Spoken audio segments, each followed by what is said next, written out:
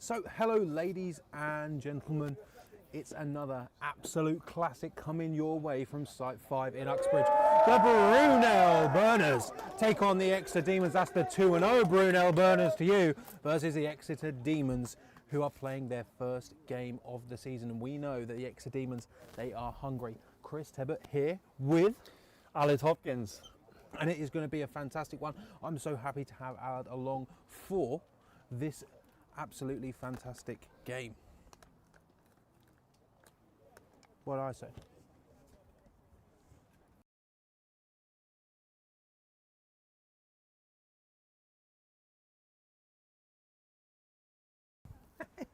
Just making sure that my producer Maris making sure that the score is correct, or the record is correct. He thought they were 3-0. He's guessing too much. This man does not want the Exeter Demons to win already.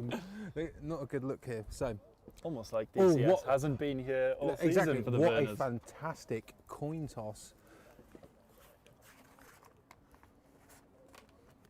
What a fantastic coin toss.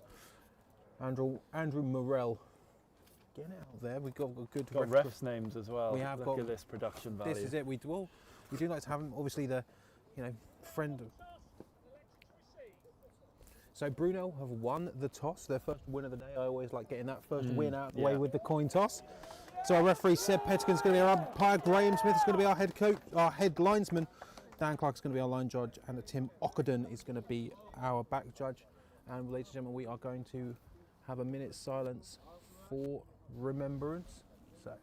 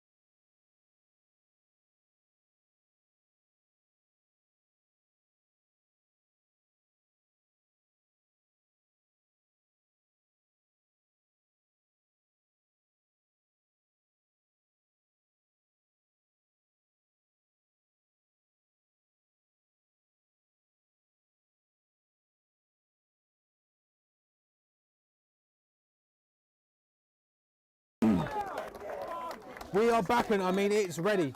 For me, in this game, in the pre-game, sort of a tale of two different teams here. Exeter Demons seem calm, cool, collected. They're playing with house money. They've been watching the rest of the Premiership South unfold, and in something that head coach James Kelvin did say to us in the pre-season, well, the Exeter Demons, they've had all this time to get ready for Brunel, whilst Brunel have obviously had to tackle most of the division. Brunel taking on SGS next week to try and complete the set in their first stint up in the Prem, but right now it's seeming like, strangely, the Brunel Burners just feel a bit on edge today. Yeah, we saw James Kelvin in the warm-up, didn't we, just getting a bit irate. We couldn't quite hear what he was saying, but he wasn't completely happy with the attitude of his players in the warm-up. As you said, Tebbs, the Exeter Demons look cool, calm and collected on that sideline, and it's a really interesting storyline, isn't it? As you said, two teams with very different starts to the season. Brunel will be high on confidence after those two wins, but Exeter are a really well-run programme, and I'm really interested to see what they've got here today. A lot of changes in the off-season. It's Jack Mullins' first game as head coach, so really interested to see what they can come up with today. And much as it has followed the Brunel Burners, it's another team that have a history with Brunel eliminating them from the playoffs. This time 2020 was the year that the Exeter Demons beat the Brunel Burners 8-6 in removing the Brunel Burners from any chance of promotion in their 8-year odyssey, which they've now completed and have been doing quite well. Now they are at 2-0. Obviously the score lines that they've had both against Portsmouth and Cardiff, big scores, but allowing their opponents to put some points on the board here. But Exeter, let's be honest, they're a complete unknown today. And new head coach Jack Mullins is hoping to get his first win of the season. I mean, great kick. It is going to be returned. There is some space there. Could it be a great start here from the Burners? It certainly is. I mean, the Burners just keep on going and brought down. And I mean, that is the return that you need. Khalid Webb, I mean, vice captain of the defense, putting on a display on special teams there. And it looks as though, as this game has just started, we are going to have an injured player down on the field, or an injured player down on the field, not an injured medic down on the field. The medic is going to go attend to the injured player. That's normally how that works. Yeah, it looks like it's number 11 for the Demons. Can't quite see through the bodies, but what a great start for Brunel. Opening kickoff, ball brought up to around just before halfway, or might be just over halfway actually. Brilliant start for Brunel. I mean, as we mentioned, they're riding high on confidence, and that showed even on special teams. That.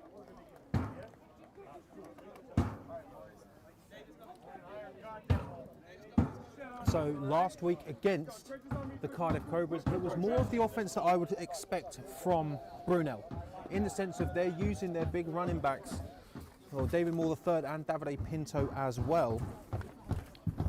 Yeah, and it's a really good 1-2 punch that they've got there, isn't it? From Moore, obviously, we've seen his pedigree in Colorado, but Pinto as well. He was a huge part of this offence last season for Brunel, and when you've got a 1-2 punch like that, it's really difficult to stop. Then you can't forget about the receivers either, so it's going to be a handoff straight to DM3. Of course it is. He's going to lower it, but I tell you what, I'd say it's pretty decent from the Demons to be able to stop DM3, but did try to dive straight into that bit of contact. Yeah, nice run stop defence there. They flowed to the ball quickly, outside run, but you know, even at first contact, he's difficult to bring down and just fights forward for that extra 1.5 yards or so. And we'll set the Burners up here about 2nd and 5, maybe 6. We can see. So a decent start offensively for them.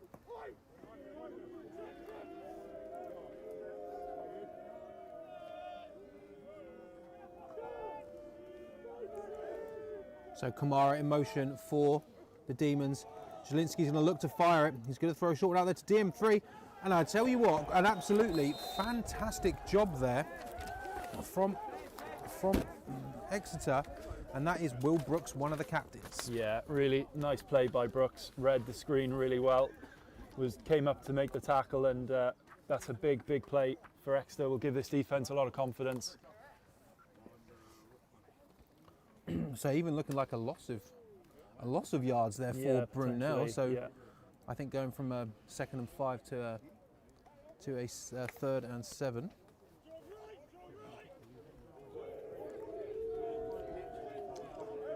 And as much as this camera may look like it's a nice day here at Site 5, it is cold and it is windy, as we've come to expect from Brunel's home ground. But thankfully not wet. Zielinski's going to look to throw it, gets out to Moore on the right-hand side. He's going to try and get around some extra Demons, tries to stiff on, but I tell you what, it seems like the Demons are doing a better job of containing DM3 than some of the other teams in this division. Yeah, so far so good for the Demons defence. They would have obviously seen him on film and known that he's a man to target. Interesting play calls there, 2 quick screens to David Moore. He's been involved with all 3 of the plays so far. But yeah, as you said, Exeter Demons defence so far starting really well, and looks like they're going to force a punt here.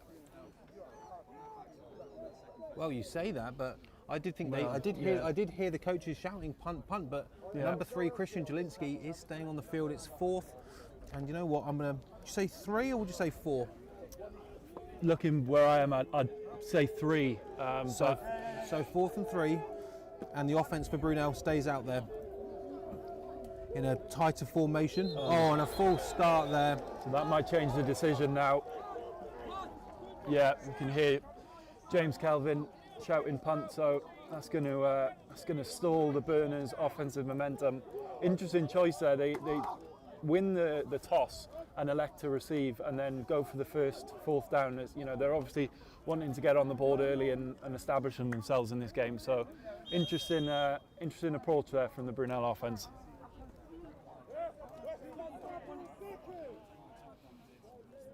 Dallas Submarinian there, forcing the Burners back to now 4th and 8. And I believe it's Carpenter who is the punter, formerly of the Surrey Stingers. Do you know anything about them? Oh, and it's a high snap. This is not going well for Brunel so far. Carpenter is going to have to get out and he's going to kick it away.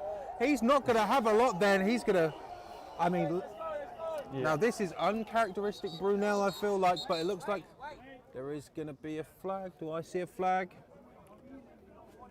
I don't see a flag, but the refs have whistled something, so replay that looks like it is going to be replayed.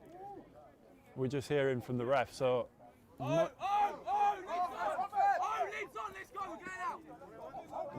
James Kelvin calling back for the Brunel offense. Hang on.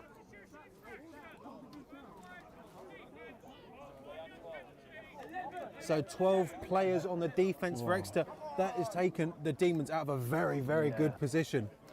Yeah, Jack Mullins won't be happy with that one. I spoke to him before the game. He talked about the importance of discipline, and they give up a huge play there, get a bit of luck with the bad snap and force a bad punt from the Burners, but they've given them another opportunity here. That's a big let-off.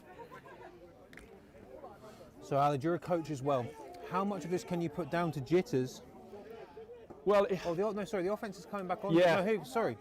I thought they were going to give him a first down. It's not. They're just going to give him that yardage back. They're obviously getting there was the false start, which took Brunel back, which forced the punt, and then so Zielinski's back out. The Burners are going to go for it again on fourth down. I mean, even if they don't get this, they're going to wind up with better field position than they would have done after that punt. So it's going to go to DM3. What a surprise! And that's going to be a turnover on downs for the Demons. Oh, whoa! I'm going to have to see that again. We're going to have to go to that replay because it looks like there was a fumble picked up by another Brunel player to take that. I was too busy focusing on the tackle. Let's have another look at this. So the handoff to DM3. It looked for all money that he was down DM3, but wait. That seemed to me like he's down, but he must have rolled over the top of a Demon defender. I mean that begs the question of if we had a camera on the other side, we would have got that. But that is the only thing I can think of. Ted, hang on. Here we go. So we see that he rolls over the top of that defender. I mean, that is classic DM3 here, and it's going to be a fresh set of downs for Brunel. And I mean, the Exeter Demons are going to be absolutely hating it now. And it's going to be Zielinski who pops it out to DM3. There is some space. Oh, and Zielinski out to block. Still moving, wow. Still on his feet. A helmet's off. Wow. What a start to this game from DM3. And I mean, let's be honest, it was looking pretty bad for Brunel, and they managed to completely forget about that. But I just want to take a look at Christian Zielinski, their QB number 3, getting out and blocking. Boom from the man from Chicago. Yeah, you don't often get that with your QB, especially one of Zielinski's quality. So that's a big help if you can get out on your offense. A QB is willing to put his body on the line and make a big block. So again, for me, I just can't believe how the Burners have gone from relative disaster here to being in scoring position, and it seems it's for me. If I was Exeter Demons, I'd just be completely gobsmacked on this change of fortune in this first drive for not just the game but the Brunel Burners. Yeah, and it'll be mixed feelings, I'm sure, from Jack Mullins, because his defence has done a lot of good things, but they've just let Brunel off the hook a few times, not finishing that tackle, then the substitution penalty, and so Zielinski's looking for Kamara. There is some space for him, but Zielinski just overcooks that one a little bit. It's quite a strong wind, as we mentioned here. It's sort of coming from behind us, so it's moving from right to left for Brunel. So it might have just took the wind there, that ball from Zielinski, but Kamara's wide open. Goes in motion. I mean, nobody picks him up. I mean, there was certainly space there for Kamara to bring that in.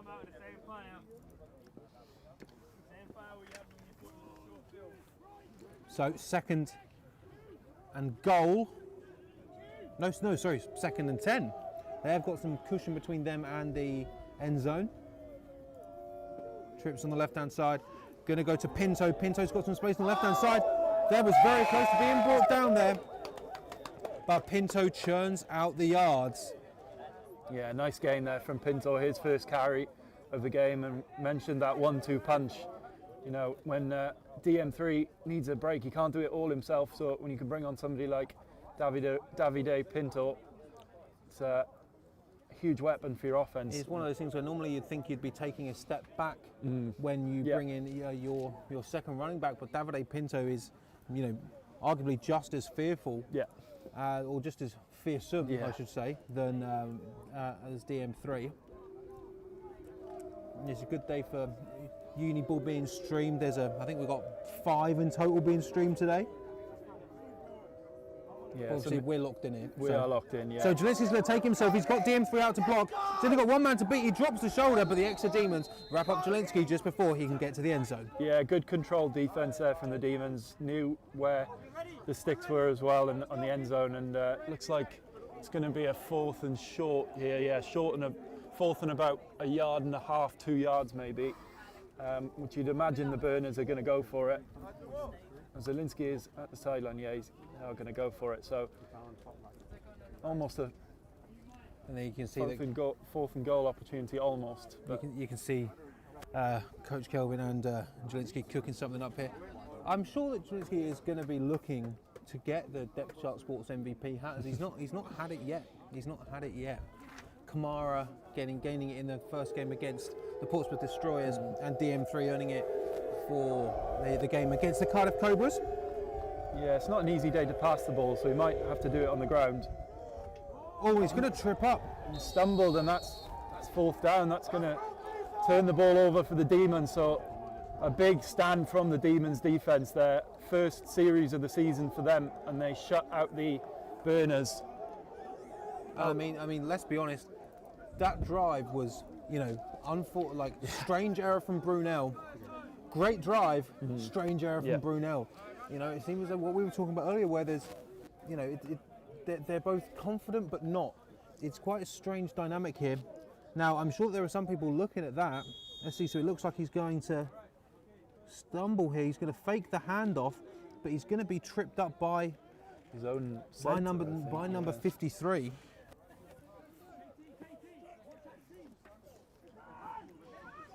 And now we get the first run or the first offensive play of Exeter Demons of the day. There's a flag. And a flag immediately comes in there. Late flag as well, so not sure. It looks like it's going to be on number 73 because he's protesting the most here.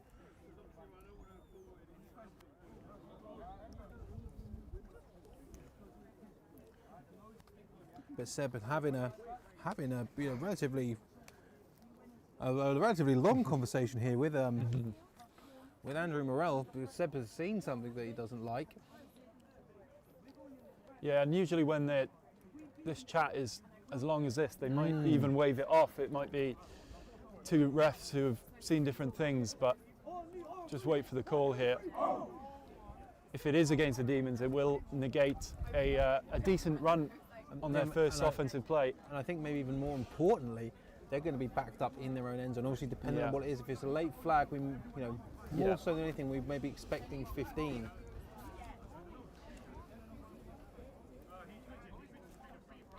Long conversation. So it looks as though, I'm may even be on Brunel here. Sam Reynolds. So they're going to be waving that one off, and that run for the Exeter Demons is going to be great. Looks like a pickup of, I'm going to say 7 on the first offensive play of the day for the Exeter Demons. Yeah, glad we got that sorted out, and obviously a positive there for Exeter. Sam Reynolds, number 49 for Brunel, wasn't happy with that overturned call.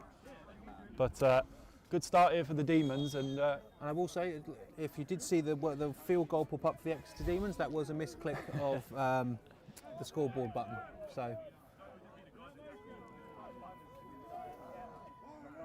So Tom Norden in at QB for the Demons. He's going to fire out to the right-hand side. He's going to be caught.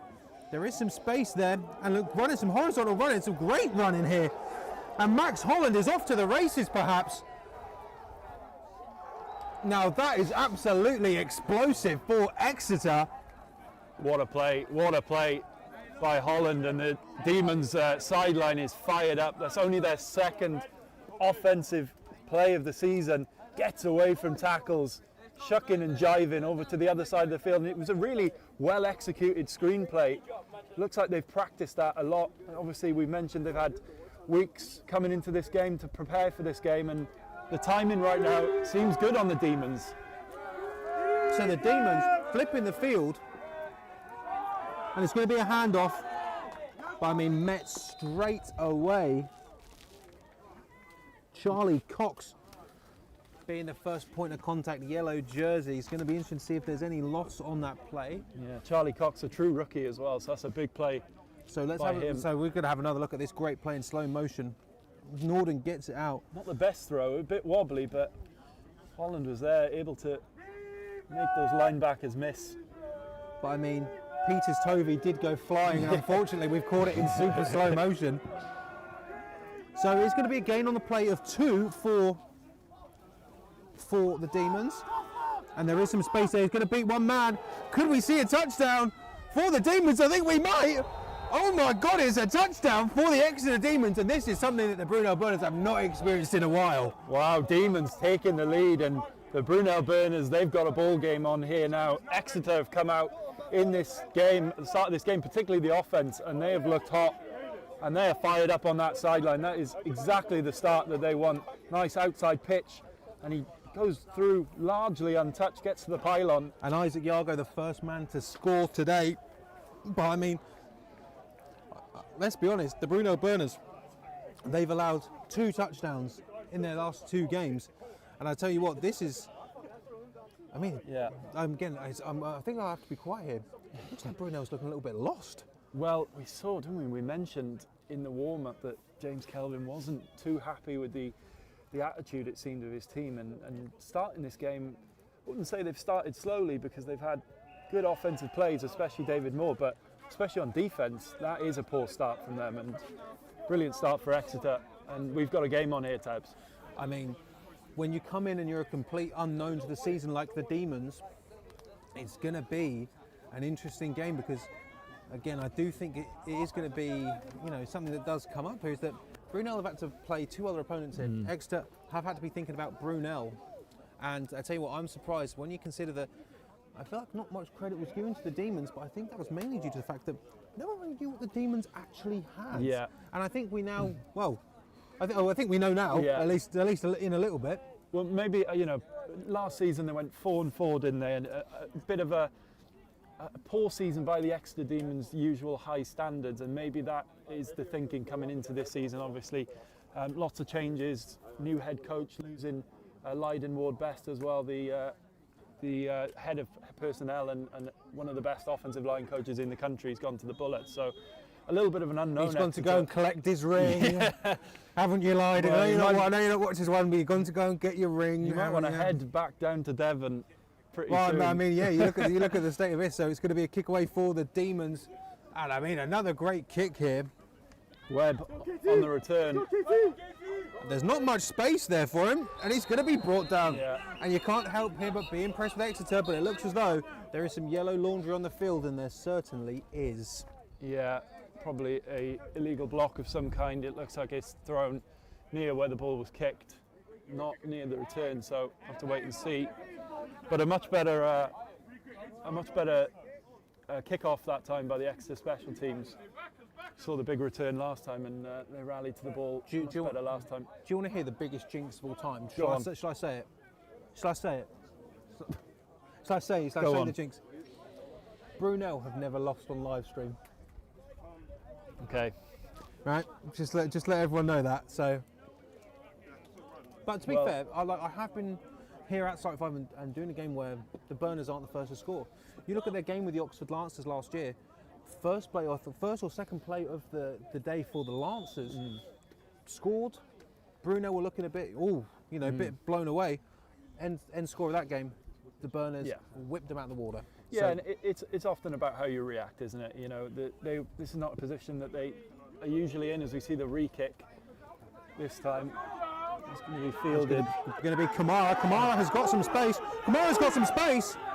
Another big return. And I tell you what, if that wasn't for Ollie Murden, we would have seen a Burners kick-off touchdown. And Exeter, you know, that penalty again has just shot themselves in the foot. Really, they had the first kick-off. They tackled Webb down near the 10-yard line, and now there's a big return on that second chance. So Exeter do need to clean up their discipline. It did look like Kamara was.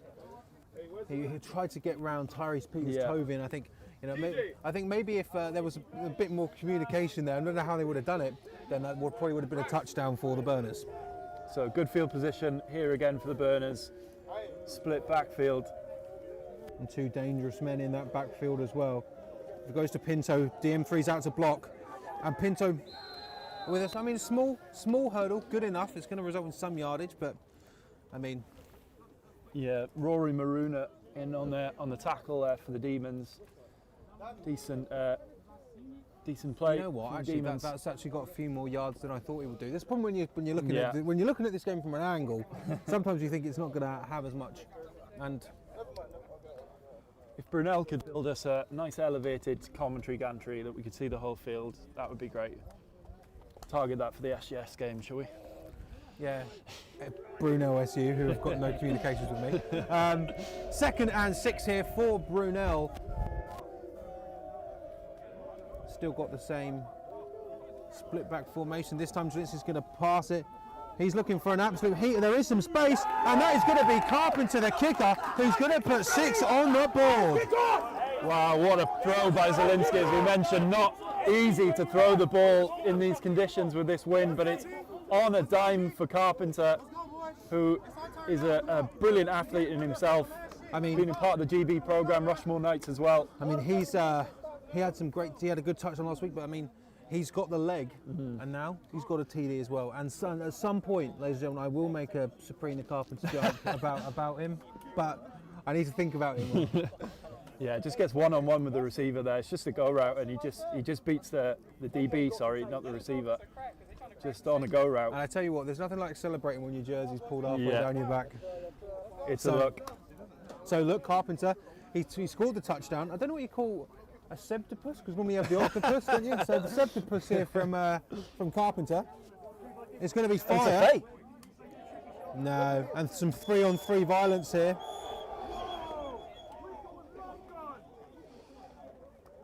So Exeter, Ollie Murden bringing down Jelinski. Keep the lead, 1 point lead. But I mean, let's have another slow-mo. Look at this. Yeah, beautifully thrown ball. I mean, look at that. I mean, it gets so high, it moves out of our camera range, but Carpenter settles beautifully underneath it, and Murden just can't get to Carpenter in time.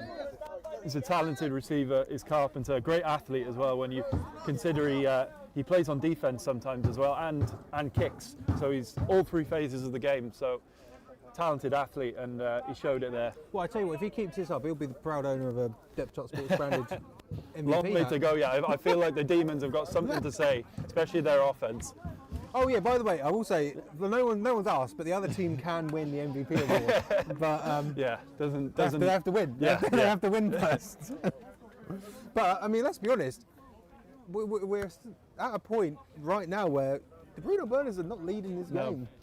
Don't get me wrong, that was spectacular, but I mean, considering the season that they've had, I'm excited to see what this Exeter Demons offense is going to be able to put together here. Yeah, this is a big drive, I think, for both the Exeter offense and the Brunel defense.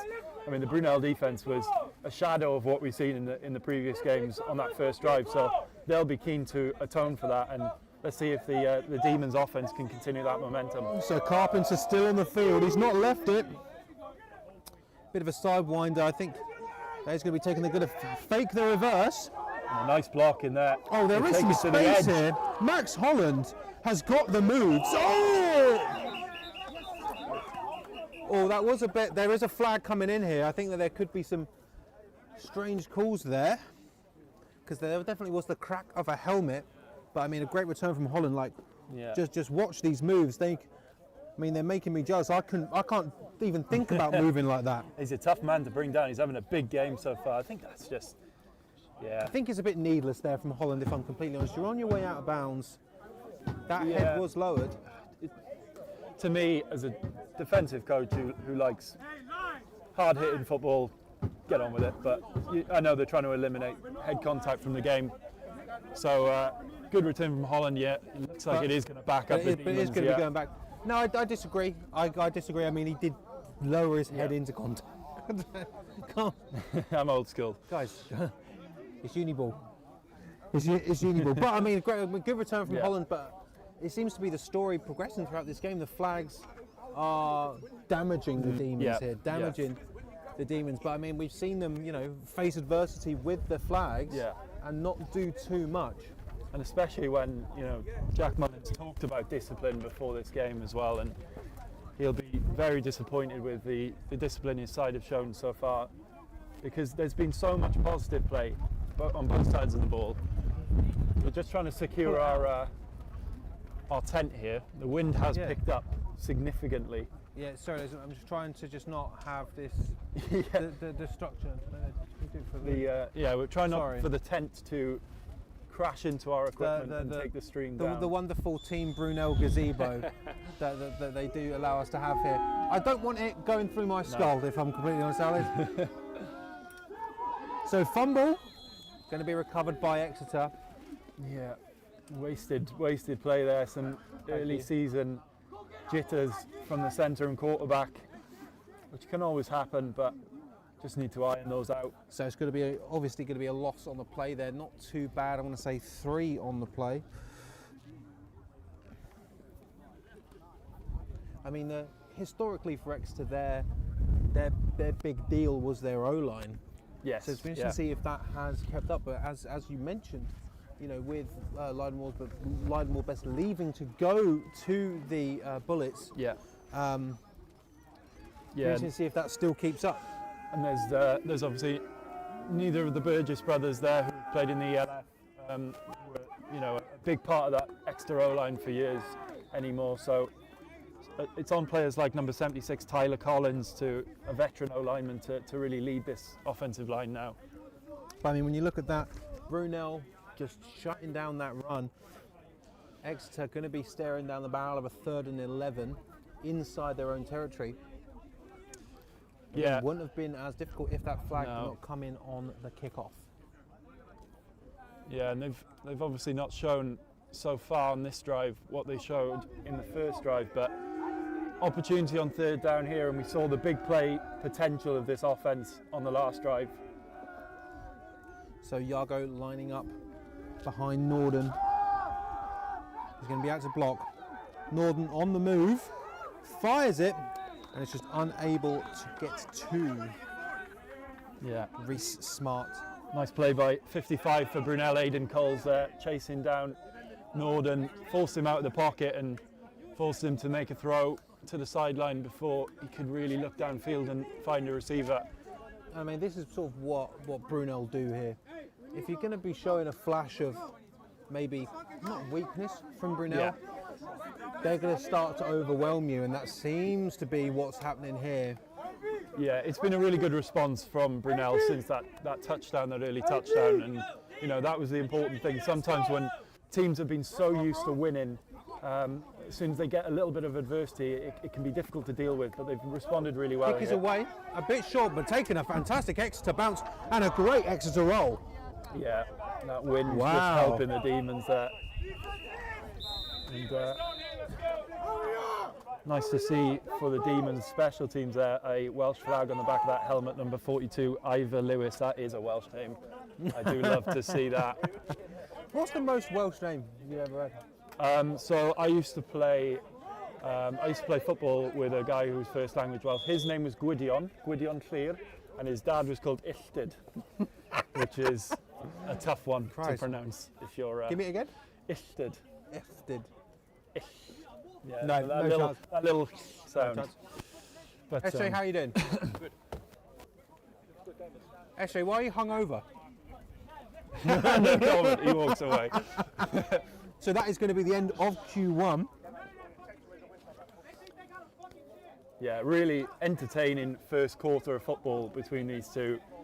We've got a ball game here. It's ebbed and flowed, isn't it? I mean, Exeter coming out probably on the better, obviously scoring that early touchdown. But as we said, Brunel have responded well since that touchdown. And well, this is like I genuinely would have to go back into my record books to find out the last time the Burners were trailing the game. Yeah. It very well could have been. It very well could be that Oxford Lancers game.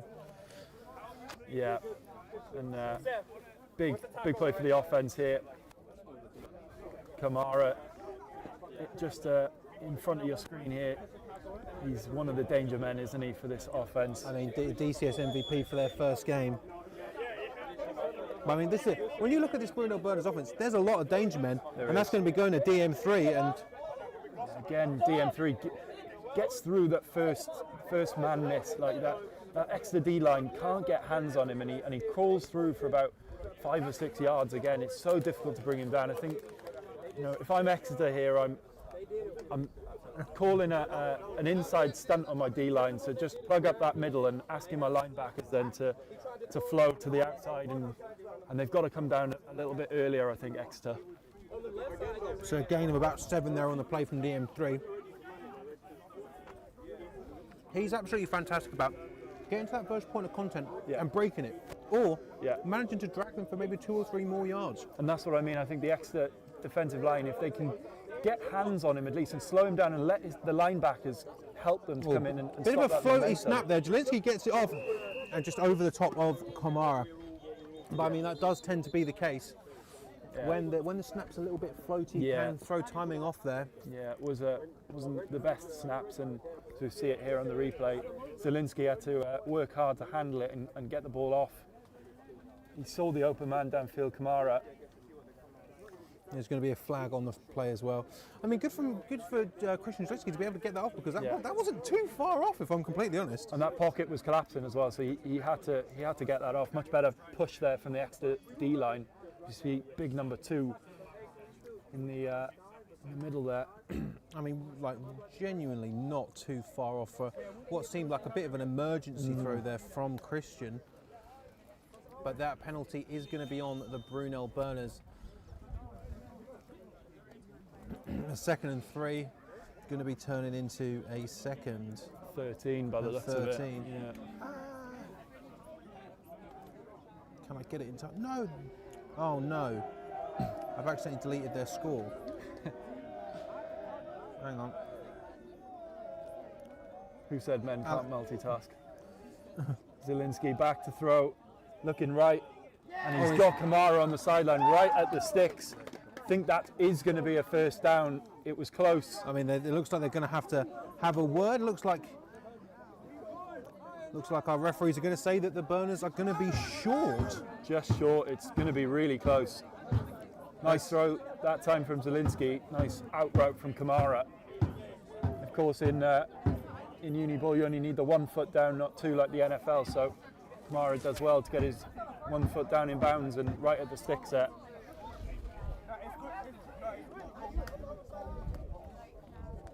I mean, let's have a look at Kamara here. Finds that space. Let's have a look. I think that's a first down. If the sticks it, I think he's broken the plane there. Well, let's see if they can get it here and straight up the middle. Yeah. Not a concern in the world here for the Brunel Burners.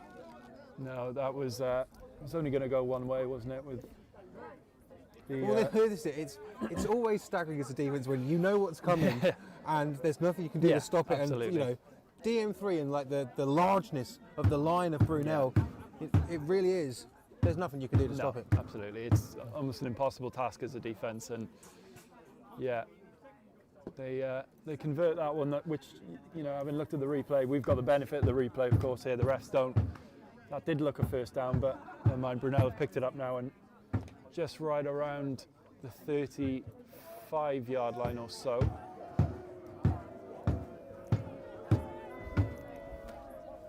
And I tell you what, ladies and gentlemen, that is not someone celebrating. That is the mud being taken off the boots of the Brunel players here, and it's going to go to DM3. Gets Nice through there. tackle. Very, very well done there by number 4 of the Exeter Demons. I'll leave you pronounce that one. Damn, I was about to let you do that. Right. Ben Lepinri Sims.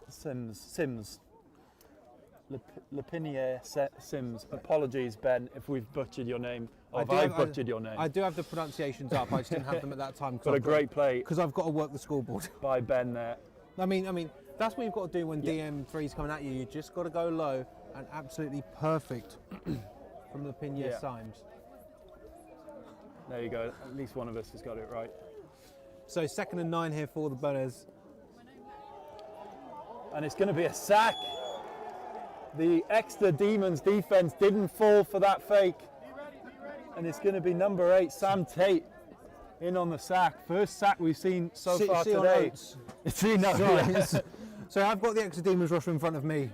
But yeah, I mean, let's have another look at this. Sorry, key notes. Yeah, I was reading the wrong numbers. And it was strange to see it'd be interesting to see what Jelinski was actually thinking about there. Well, Because he had two men crashing down from the left-hand side. If it looked to me like it was the same formation that they had in the previous play, they just flipped it to the other side. So maybe they were trying to looked like they were trying to run some sort of counter play on that, or play action counter. But that doesn't work, doesn't fool the Demons defence. Again, I'm so surprised with the Demons defence. Yeah, they've been up for this. For me, it's going to sound silly, but it feels like the Burners are playing this game like they're winning this game. And they're not winning this game. Yeah. All right, so Jelinski drops back. He's going to fire one. There is some space, but he just cannot connect. Elliot Daniels the target for Jelinski there, but the punting unit comes on. And the Burners leave with no points, still, and I can't believe this, still trailing this football game. Yeah, and just looking at the replay here, I think that was one maybe Daniels would have liked to have got a touchdown in his last game against Cardiff. Just see it on the replay here. Oh, it is just in front of him, isn't it? His hands are outstretched. It is difficult, but yeah, just half a step more. Good break speed there. But again, he's wide open, Tebs, and you know there's been some breakdowns in this coverage from Exeter. So you see there, he's wide open. If he catches that, it's surely a walk-in touchdown. So punt again. Kick away from Carpenter. Good kick. Oh, it is going to be right. That is live. That is a live football. He needs to get it. And the Exeter Demons. And what a turn of luck there for Exeter. That was so close. I mean, I need to have a look at that replay because that changed. It looked like it changed hands a couple of times there. It's never easy when there's a scruffy kick like that. It's always difficult to handle. As you see it takes some help from the wind, but it just goes through the hands. It's a big mistake. Number 80 there for the Demons, and they managed to jump on it, but I mean, Reece Smart disaster. had it in his hands. Vaughan Endraka making sure that this remains Demons football. Let's have another look at this. Smart has it, and I mean Walker was so close to pulling off an absolute screamer for his team. 1st and 10 here for the Demons. Looks like it's going to go to Yago. And he's going to have. Well, I need to actually have a look at the rest. It looks like we do have an injured Burner down. Jerice Harris Vidal in on the tackle that time, and I think it's number 49, if I can see correctly, Sam Reynolds. But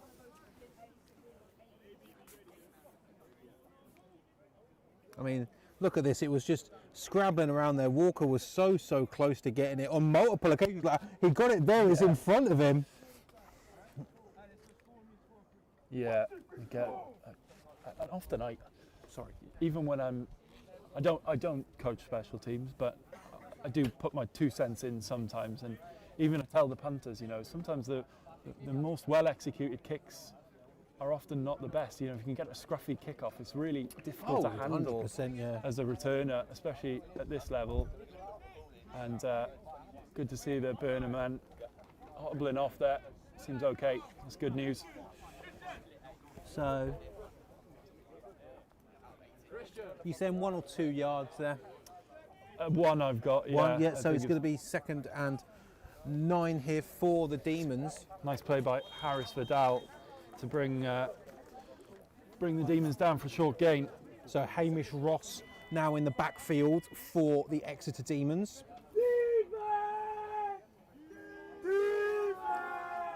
Norden bringing a man across. Oh, and a bit of jump there. A bit of a jump there. I mean, for me, like that handoff did not look very well executed, if I'm completely honest. Well, it looks like there's a false start on the Demons again, which is more penalties and more mistakes really plaguing the Demons at the moment. I'm just going to properly zoom in. I think it was called on 75. No, that was called on the. It's on Brunel. Yeah, the ball's moving forward here.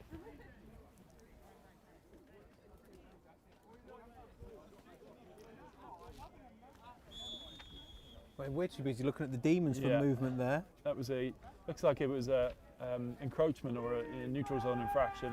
Which, I mean, considering how badly that jet sweep was sort of pulled off, yeah, that's pretty good for the Exeter Demons. It's going to be going to the outside. Bit of a high catch there. Spun in front of no one, and Peters Tovey absolutely floors the man there for the Demons. But I'd imagine there is going to be some gain on the play there. Not enough for a first down. Yes, there is enough for a first down for the Demons, actually. Wow, that was close. Yeah, not sure what Von Arx, the receiver, there saw in front of him. Maybe in his peripheral vision thought that there was a DB there to spin, but he picks up the first down anyway. And well, this is it, right? Like, you could do what you want in any style you want, as long as you get the first down. That's all that really matters. Everyone wants to see a spin. Exactly. The problem is that I would do a spin move, but it would take me 2 to 3 business days. Yeah. So 1st and 10 here for the Exeter Demons.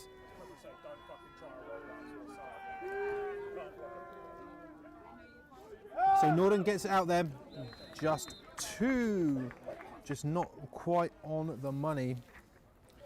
Tahiri Murphy, the target. Yeah, good pressure on the edge there from Banahan, number 9 for the Burners, and forced that early throw and just off. So a few teething problems here for the Exeter offence. They have picked up a first down, but backed up fairly deep inside their own territory. So 2nd and 10 here. I believe that's still Hamish Ross in at running back for the Demons.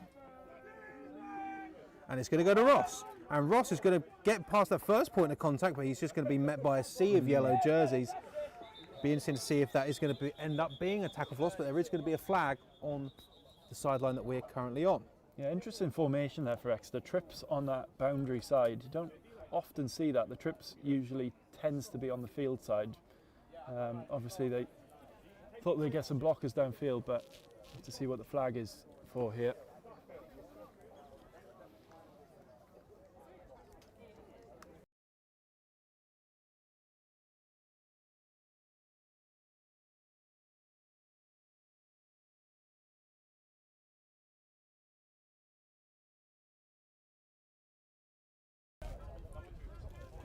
So that is going to be wiped off the board. No flag on the play. So that is going to remain a 3rd down and 12 now for the Demons. Are we going to see the arm of Norden here? Well, I expect us to anyway. Yeah, this wind has picked up again, so it's not going to be easy, but he's back to pass. Looks like a screen and it doesn't come off. They're not quite on the same page there. And just sort of bouncing around on the floor. Yeah, but that is going to be now a 4th down and punting. Jacob Sanders, I think, was the intended receiver at the backfield on that play. Didn't quite come off, so punt for Exeter, and yeah, a little bit of, they got the first down, a little bit of a disappointing drive, backed up inside their own territory, of course, but see what the punt team can do here. So Brunel missing someone on punt. Classic Brit ball. Yeah. Bit of a lofty snap there. That could come back to bite them, but that punt is looking pretty good. It falls through his hands. It's a high kick. It went right up into the wind, and he's managed to dive on that Brathwaite.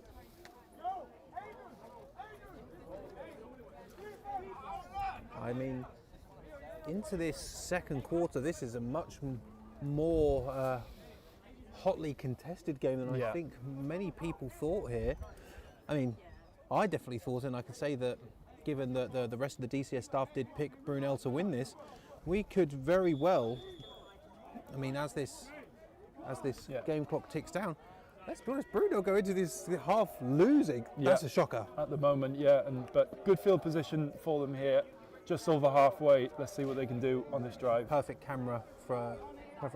Bit of a lofty snap there, goes to Moore, and Moore is grabbed immediately, and Moore cannot break that first piece of contact. And number 99. I mean, when you're wearing 99, that means that you are a bad man, and that bad man is Guy Odoms. Great name as well, isn't it? That's a football name, yeah. That's a defensive lineman's football name. and he makes a great Well, play. do you know why he's called Odoms? Because, oh damn, he managed to wrap up DM3 Looked for like a loss as Looked well. like a D-line stunt there. He stunts to the inside, goes right through the A-gap, and as a defensive line coach, I love to see when stunts come off. So I draw them up in my spare time and they never work, so. What? Even when you're not doing football Yeah, stuff? exactly. So 2nd and 11 now for the Brunel Burners. Kamara in motion across. Bit of a slow snap again. Jelinski and the flags come in. Jelinski just fires one. Oh, always nice to see if they're caught or not, but alas. Yeah, it looks like that motion with Kamara, they're looking to get him on that kind of wheel wrap almost. False start. 62 offense.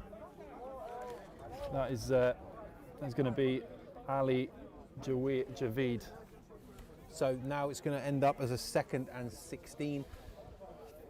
I mean, when you sort of sure think DM3 has been getting stopped here, you can see that Brunel are relying a bit more heavily on the pass game today. I mean, Jelinski has got it, and I think that he's not too far away from connecting for some absolute screamers. Yeah, and as we've mentioned, some of the coverage from the Exeter Demons so far has been fairly questionable. They've had receivers open downfield, the Burners, and if Jelinski continues to see that, he's going to take advantage. There's a trip sponge formation here. We haven't seen this formation from Brunel yet this game.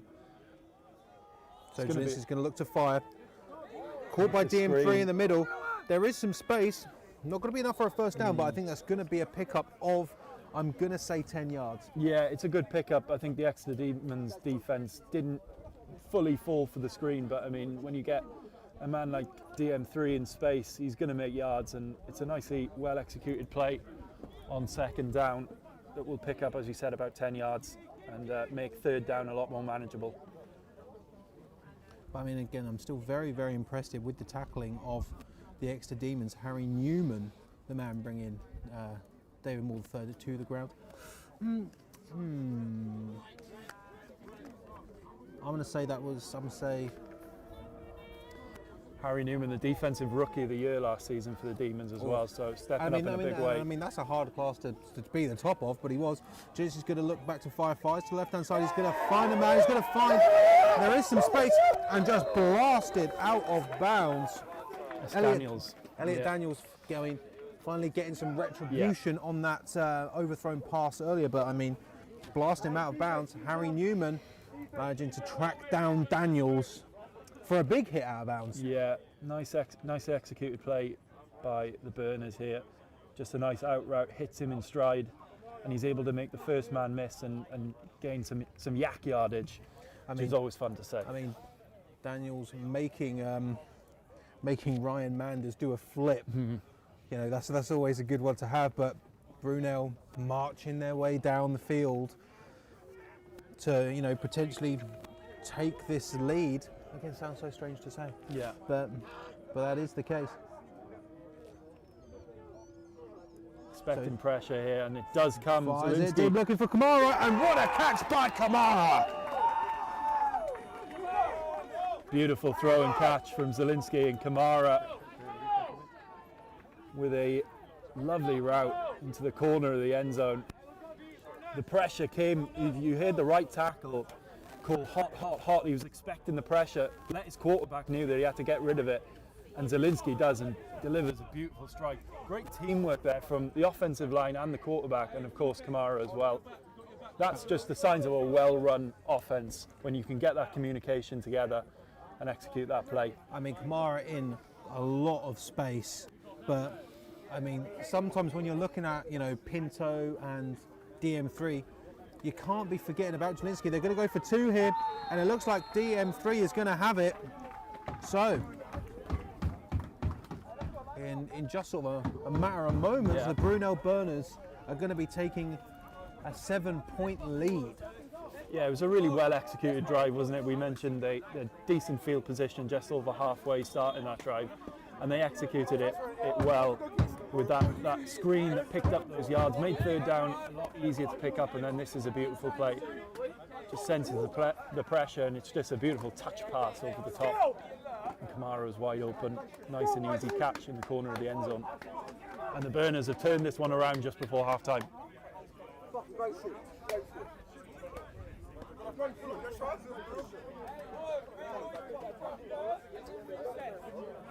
So now the Burners find themselves in front of the Demons, which now begs the question, can Exeter respond? We've not seen much for them, but I would say that Exeter's, biggest opponent of the day so far has been Exeter themselves. Absolutely, yeah, they've had penalties and mistakes that have just killed the momentum on both sides of the ball, really, and Jack Mullins won't be happy with that, but as we have mentioned before, that it'll be more frustrating, won't it? Because there's been so many good and positive moments, and as you said, they've shot themselves in the foot, they've beat themselves, and that's even more frustrating sometimes than when the opposition is beating you. And Carpenter launches one. They're going to go for the reverse again. They are, but this time they are going to actually keep the reverse. There is certainly some space there, but he's going to, oh my Lord, he's almost with a hurdle. And I mean, Max Holland, absolutely fantastic. You know what I'm going to say here? It's going to sound bad. After last week's performance against Cardiff, I don't want to tell this, I'm going to have to whisper this one.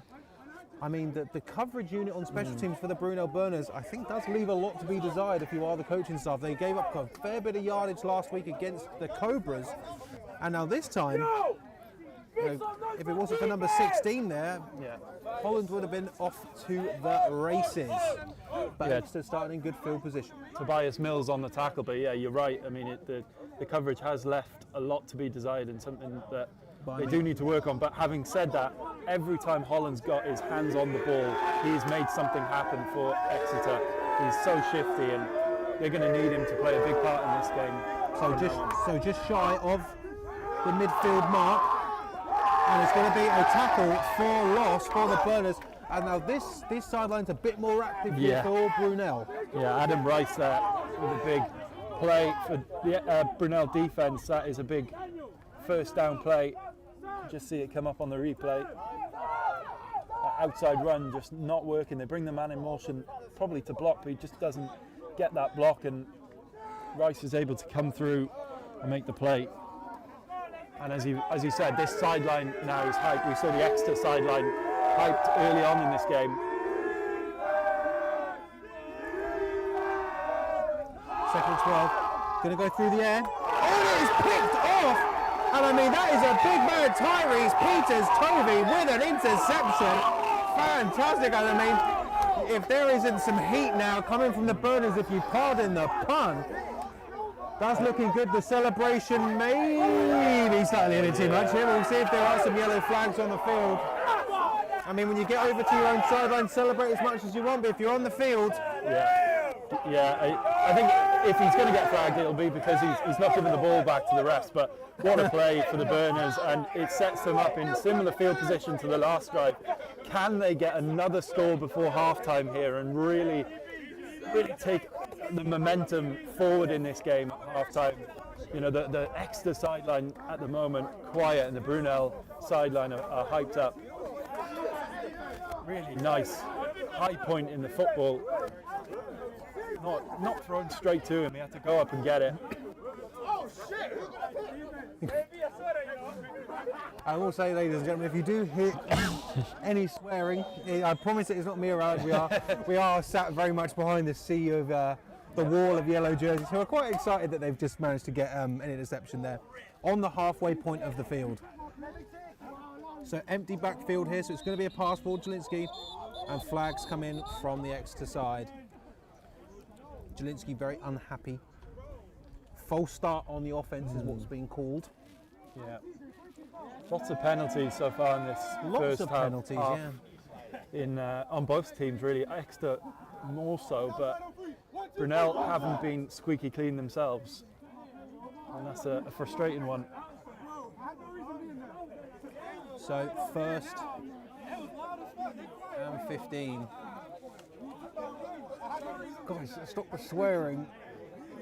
Stop swearing. I mean, they're going straight for the camera. They know where the cameras are. They had a great highlight package put out today. Yeah, that'll make for some nice some nice reels and some nice social media content later on. I mean, Walker and Peters Tovey, they're going to be on the Instagram later. Let's just be real. First and 15 here for the Burners. The sideline getting slightly louder here for the Demons. They're going to need something big here. Still going to be empty. Empty backfield as well. Zielinski's going to throw and he's going to take it off. himself. There's some space there for Christian, but he's going to go out of bounds. He's going to go and meet with some extra Demons. Not enough for a first down, but a good run there for the former Chapman University player.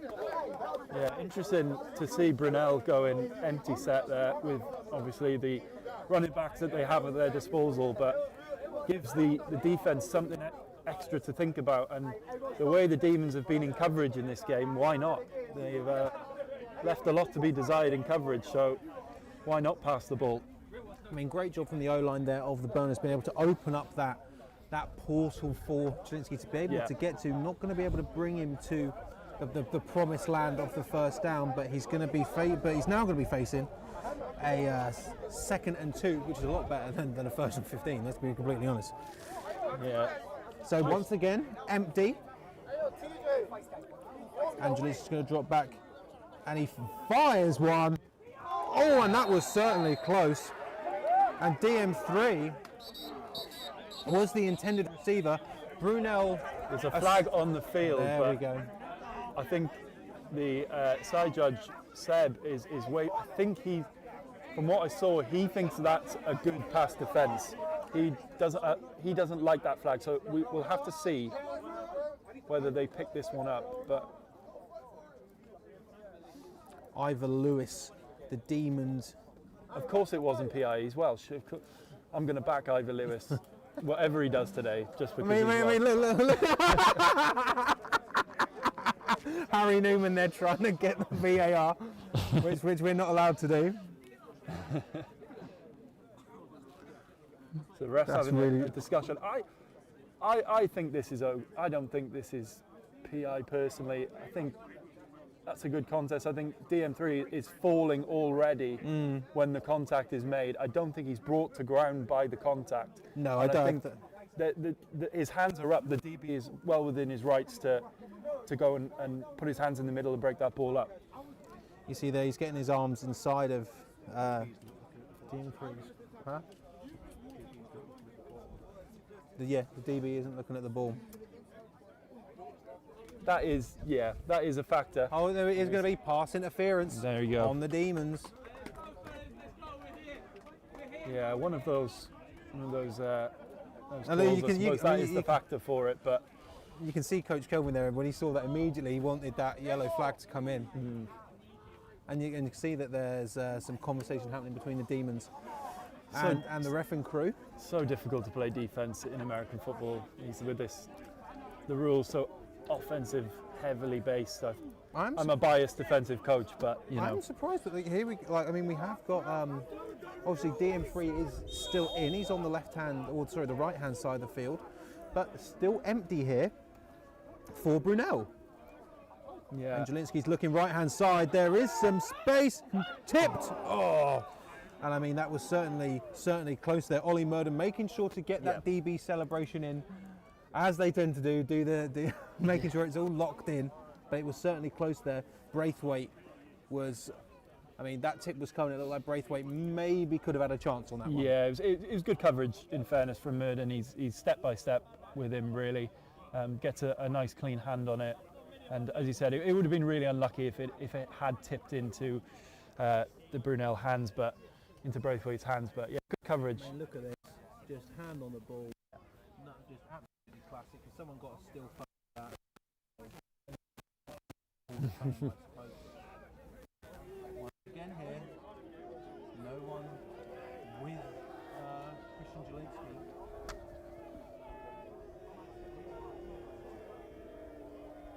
Second and 10. I think a little bit of early movement there. Yo and Fernham. Zielinski's got space. The O-line have created a hole for him. And I mean, some positive yardage there, but it looked like that could have been a lot worse. Maybe a flag coming in, because that's what that whistle from the referee means. Yep. And just watch, I think there was definitely some early movement there. Big Johan Furnham, 67. I think they may have actually picked that up. And the problem with Johan, he's so big that you can't really miss him when he moves. So. No, it's going to be a timeout for Burners. Okay. That is the problem. Like, yeah, that's definitely. Yeah. I'm sorry to do that to you. Because he's such a lovely bloke. But caught in 4K. Yeah, he doesn't hide in plain sight, does he? No. With his stature. So, yeah. And when he gets over to the sideline at half time, I'll be sure to let him know that he's We'll been. show him that replay and he can tidy that up in the second half. Having gone against him in practice, trying to run round him is almost impossible. It's he's a very, very large man. So no running backs in it. All fires that one out to Daniels, and Daniels is going to be brought down. You know, very much looking like one of the more favoured targets of Jelinski here today. I mean, when predominantly it has been Kamara.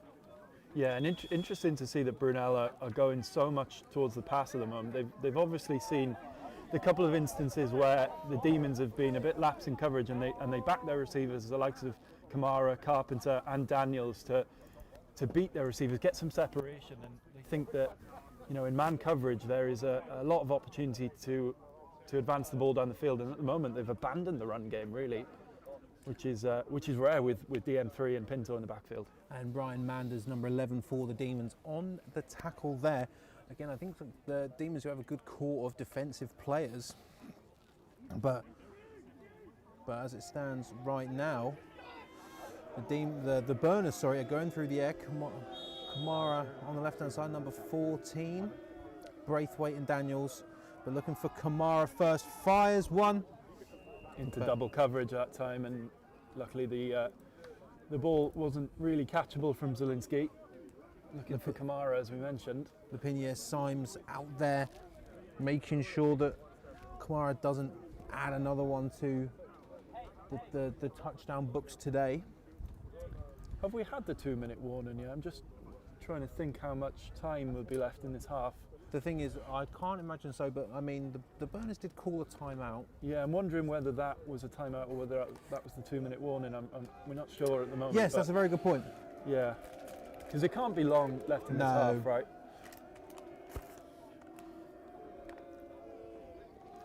Looking to the right-hand side. Oh, I think that's just bounced before reaching Elliot Daniels, yeah. And I mean, Daniel's definitely trying it on there with the referee. Absolutely. I mean, to be fair, you don't ask, you don't get. But I mean, that one was very, very much clear. Yeah, a bit more pressure this time from the defensive line on Zielinski. So I want to see how much Daniels really. Yeah, no, definitely not. Yeah, definitely not. Ollie Murden there as well, just to make sure with the arms. What do you think about if the ball is actually incomplete and you do the DB celebration? What's your thoughts on that? I'm not a fan. I'm not a fan. If you've made a pass deflect, fine, go for it. But when the ball's rebounded off the turf, grow up. 3rd and 10 here for the Brunel Burners. Flag comes in. Another flag in this game. It's white hat. So it's going to be a delay of game on the Brunel Burners. I mean, that's going to make it a lot more difficult here, but.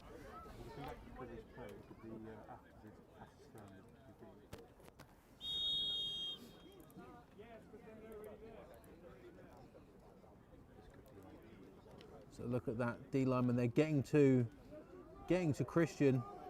I say, well, yeah, nothing wrong with that. Nothing wrong with that at all. But 3rd and 15 for Brunel here. I mean, they've been relying on the pass. Jelinski's going to have some space. He's going to be able to get it out there.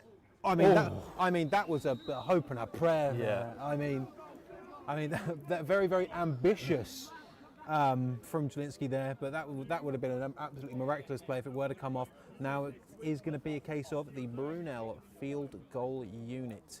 as we Yeah. see number 6 Carpenter, who has already recorded 7 points today. He looks to make 10. I mean, he's right on the whitewash there, isn't he, Daniels? I think even if he catches that, he's out of bounds. But I tell you what, though, like that would be a case of if there was an instance of VAR or instant replay. I mean, that's a great image in itself it there is, for yeah. Daniels. Really Yeah. putting in a shift today is Elliot Daniels, number 8 for the Burners. So Carpenter has got it. Oh, barely good. That's barely good for the Burners. They're going to take a 10-point lead. yeah, high snap initially. Great job by the holder there to get that ball, get it down for Carpenter. You're talking about the holder, Christian Jelinski. True. That's what you are. I didn't catch the number initially, so I just played it safe with the holder. Should we refer to it as the holder for the rest of the game? Starting holder, Christian Jelinski. Let's get some holder love out there for Jelinski. That was.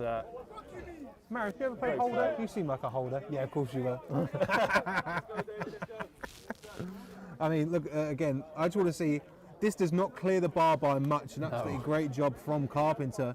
And the Exeter Demons players are just watching this one with hope in their eyes. There is not much in there at all. But I wonder how much Cam Little could kick the ball with that snap, that hole on this field. I don't think he'd be making it from 68. I'm just saying, like, if I had to pick a kicker right here in Site 5 at Brunel, I'm taking Carpenter over Cam Little. I'm just saying. That was something last week, wasn't it? 60-yard field goal. Did they for win the Jags. game? They did in the end, yeah. Did they? I thought they lost By it. 1 point. Oh, no, so I've got Travis Hunter on my fantasy. He's injured, so I Yeah. don't care about the Jaguars anymore. Ashton Gentry ruining my life. But not that anyone cares, but we've got some time here.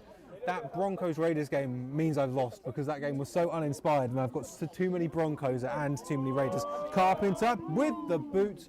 I'm sure there's not much time actually left. They are going to have the reverse here. There is some space here. And once again, as much as there is a celebration here from the Brunel sideline, they're giving up a lot of yardage here on the kick returns. Yeah. That is something that we have seen last week and now this week as well. Interesting that kick went to Max Holland initially, and he hands it off. If I'm Max Holland, I'm not handing that ball off the way every time he's touched it. But yeah, as you said, it's a decent return again. There's a hole there, big hole there, and it's Tobias Mills again, number 16 on the Burners special teams, making the play, and that's why they're so fired up on the sideline. And Vaughan Endraka being the man to get it to. Yeah, Is that going to be half time? I I think it might be. Yes, yeah. Captains are coming to the middle. Seb, is it half time? Oh, I didn't know that. It is going to be half time. Well, Well, last play of the half, and Max Holland hands it off. I mean, there certainly was some space there. So, Yeah.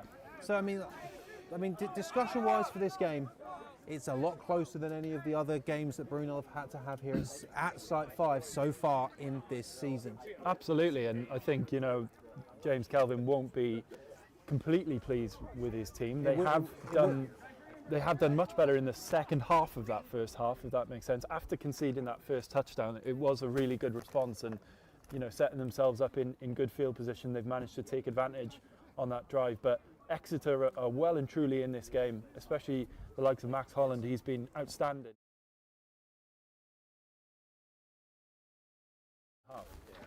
I think it's going to be a very, very interesting one. Exeter are not out of this game yet at all. The Brunel definitely relying a lot more here on the passing game of the Brunel Burners. I mean, let's have a look at this. What opened up the scoring for the day for Brunel. Carpenter being able to bring that one in. Also Carpenter getting that extra point as well. He's been fantastic for them today. Yeah, just runs a nice go route, and it's against Murden as well, who's one of the most experienced DBs in this Demons defence, and Zielinski just drops it in the basket for him. As we see the second one here, what I loved about this play was the communication from the offensive line. I think it was the right tackle communicated that there was pressure coming to Zielinski. He shouts hot, hot, hot. Zielinski takes on board that information. He's able to drop back before the pressure comes and just delivers an absolute strike to Kamara in the corner of the end zone. Just a really, really well executed play by a really good offense. So, obviously, Aled, you're a coach. If you're Coach James Kelvin, what are you saying to your Brunel Burners team right now? I think discipline. I think both head coaches will be talking a lot about discipline. There have been a lot of flags. As we mentioned, the special teams, especially on the kickoff, that they've been given too many yards to the Exeter Demons. And if you put this Demons offense in good field position, they can make you pay. I think he'll be generally pleased with the comeback from that first touchdown, the ability to shake that off and regain the momentum of the game. And I think he'll be looking in the second half for them to largely put the hammer down and really execute what they have done in the previous 2 games. And if you're head coach Jack Mullins, what are you saying? I mean, if I'm him, I'm going pretty good. Yeah, pretty good. I think for a first game back, there's always going to be rust, especially on the offensive side. It takes some time to get used to everything and get it up to speed again. But I think his main thing will be discipline, and that they have killed themselves on multiple occasions with silly penalties or with bad snaps or something like that. Mistakes and penalties have just plagued them. So yeah, a big emphasis on their discipline, but I don't think they need to change too much. They're definitely in this game, and they're giving Brunel something to think about. So, ladies and gentlemen, we are going to just sort of dissipate for half time, have a communication. Hopefully we'll be able to bring you back some factoids and stuff like that. But as it stands right now at half time in this Premiership South game, the Brunel Burners 17, the Exeter Demons 7.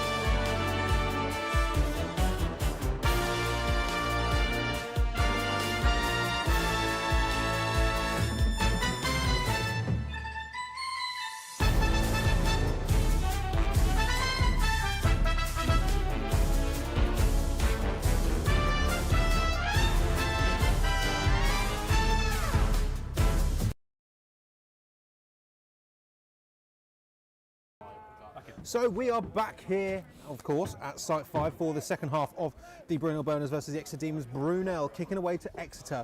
Exeter scoring the first touchdown of the day, but Brunel managing to bring it back. A bit of a short kick here.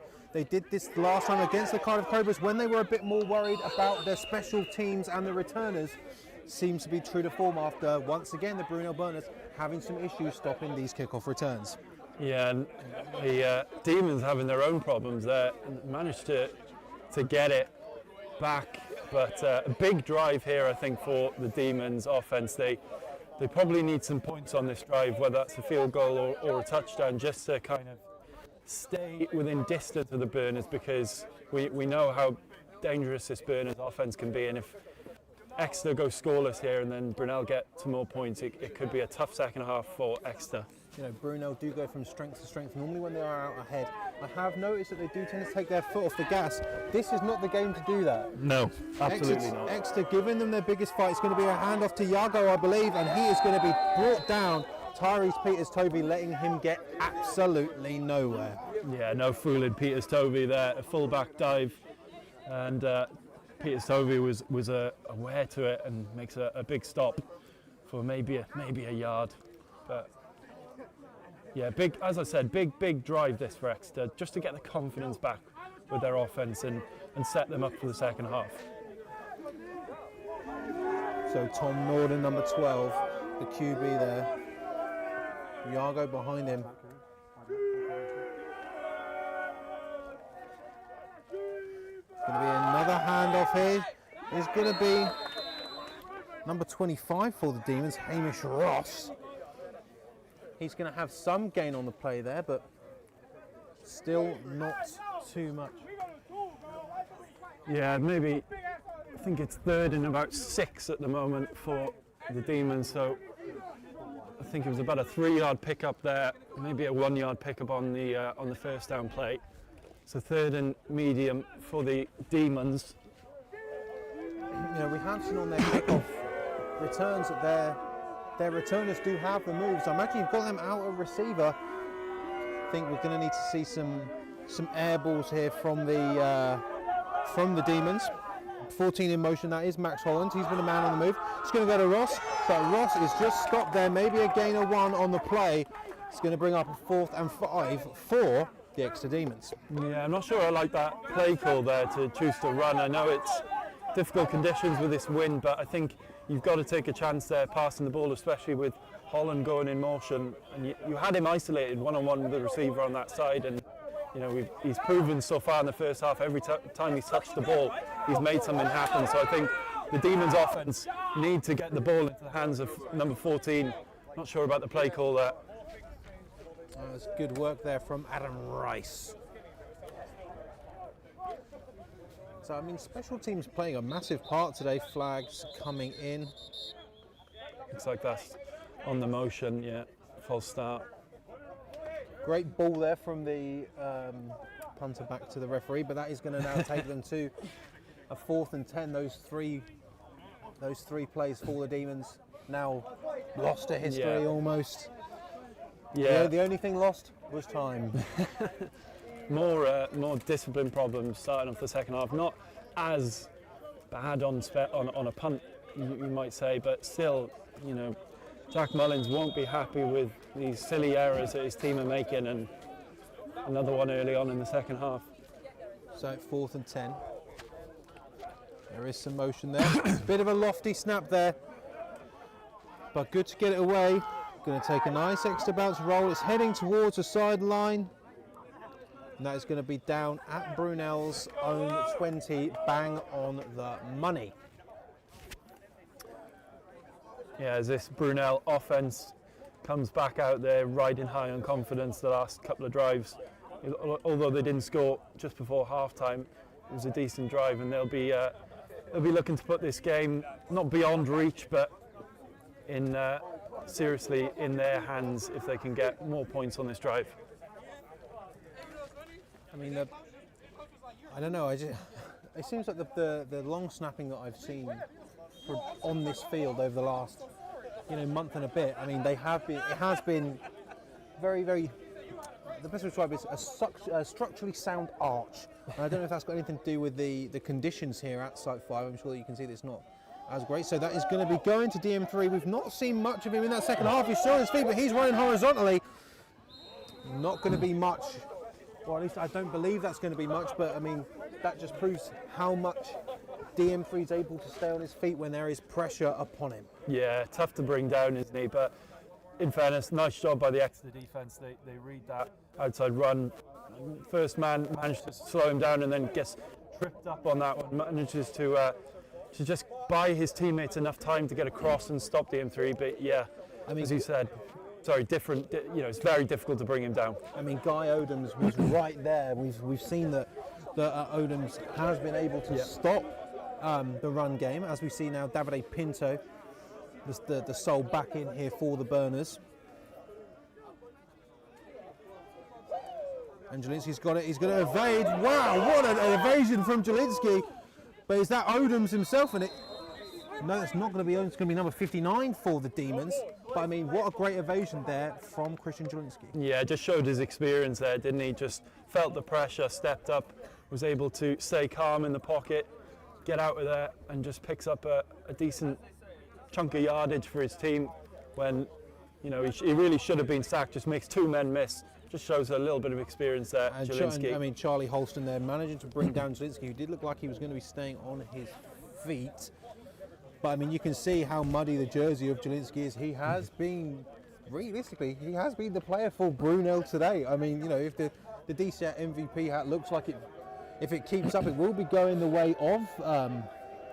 He's been throwing blocks as well, hasn't he? Not just throwing the ball. Good snap there. Jelinski rolls up to his right-hand side, and he's going to take it himself there. And that is Holston again, bringing down Christian Jelinski. Is that going to be enough for a first down? Brunel, it's going to be close. Yeah, it's going to be close.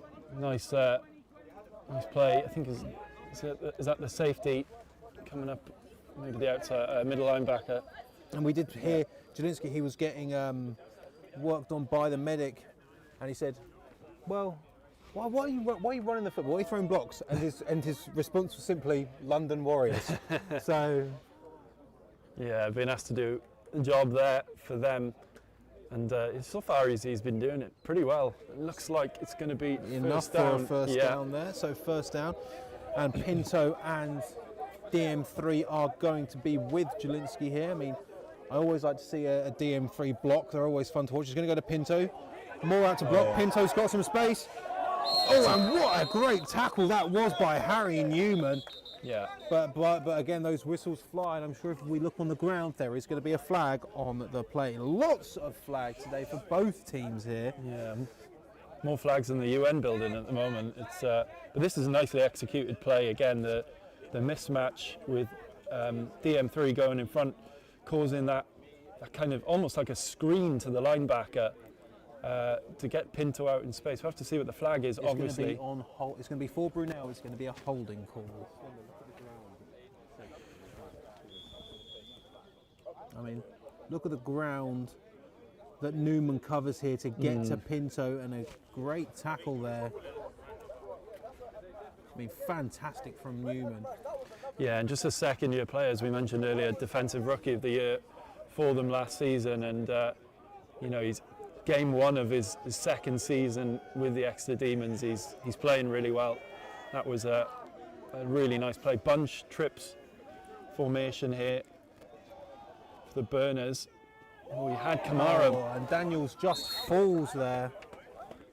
He also had Kamara on that out route. Nice route concept out of that trips bunch formation from Brunel. A good chunk of yardage gained back there for, you know, Jelinski's favourite target today. And you can see there that Kamara had some room in front of him. Yeah, it's a nice route concept out of that formation. Just causes a little bit of, you know, I don't want to say panic, but when you've got three receivers all running different routes out in a tight bunch, it's difficult to pick up. There we go again. It's going to be tossed to DM3. He's going to get stiff arm there on Odoms, but I mean, The seafoam green creates a barrier that even DM3 can't penetrate. And that's going to bring up third down here for the Brunel Burners. Yeah, it was number 99, just get the defensive end gets the initial contain on DM3. Nice stiff arm from him, but that's what I mean about this defensive line just needs to be able to slow him down, and then it allows those linebackers to flow to the ball easier. I mean, look at that. There's a bit of fighting on that. As Alad was saying there, Kamara was right there on that previous pass play, but Daniels just could not find his footing. Yeah, Braithwaite was going on the deep route as well. So if he had even more time, Jelinski might have found Braithwaite, on the deep route. So it's going to be empty here for the Burners, 3rd and 12. Obviously, Jesus is going to drop back, and an absolute screamer. Oh, that is going to be caught. Kamara's got another great one. I mean, absolutely fantastic for Kamara. Yeah, brilliant catch from Kamara, having a huge game again for the Burners, and it's just that route again, isn't it? We see it again, the switch route, and it's a beautiful ball from Jelinski, just in the lap of Kamara. He couldn't miss it. Nice tackle made by the Welshman. I tell you what, I've always did a good job of keeping up with Kamara, but I mean, when he turns the Burners on, he does manage to really create some separation, and now the Burners are once again in scoring position after another drive that was almost hampered by flags. And it's a big play for the Burners offense, obviously, and it's, if you're the Demons defense, it's obviously tough to contain this offense, but having a couple of good plays and then they give up the big play, all the momentum. Fires it out to Kamara. Kamara's got space and he's going to dive in, and that is going to be a touchdown for Brunel. Second touchdown of the day for Kamara as he pumps his chest, and at the moment him and Daniels seem to be the men to go to for Jelinski, doesn't it? And again, it's just a simple out and in route. He finds his man. It's on almost like a check down option. Block thrown by DM3, and it's a nice simple throw and catch. Gets to the pylon for his second score today, and now this is a tall order now for Exeter after that touchdown. So Carpenter on to kick it through. Did make a field goal earlier. Looks like we're going to have a timeout call. So looks like there is going to be a change here. Going to be a timeout called by Brunel, and they are going to opt now to bring their offense onto the field instead of their field goal point unit. There we go. So I was just waiting to take the timeout off the board there.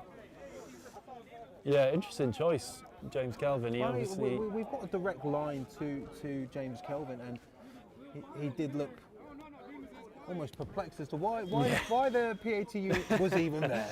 Of course we're going for two. I mean, obviously he must have seen something that he's liked. Yeah. At the moment, the momentum is well and truly with this offense, so why not? And let's see. They've got a man at the back to block. It's going to go to DM3. He's going to be running horizontally, and straight in there goes David Moore III. Yeah, again, showing experience, just doesn't get his first hole that he wants to go through. Then he bounces outside, nice stiff arm, and into the end zone for the 2-point. Nice and easy from DM3. Not too much resistance there from the Demons, just as you see on the replay, bounces outside and just uses that speed to get to the pylon. I mean, it did look like linebacker Sam Tate for the Demons could have had something there, but I mean, DM3 just able to do it. Let's have another look at that absolutely sensational connection here from Jelinski to Kamara. We know this man's got a cannon, and there it is. I mean, again, so high and such a shallow angle.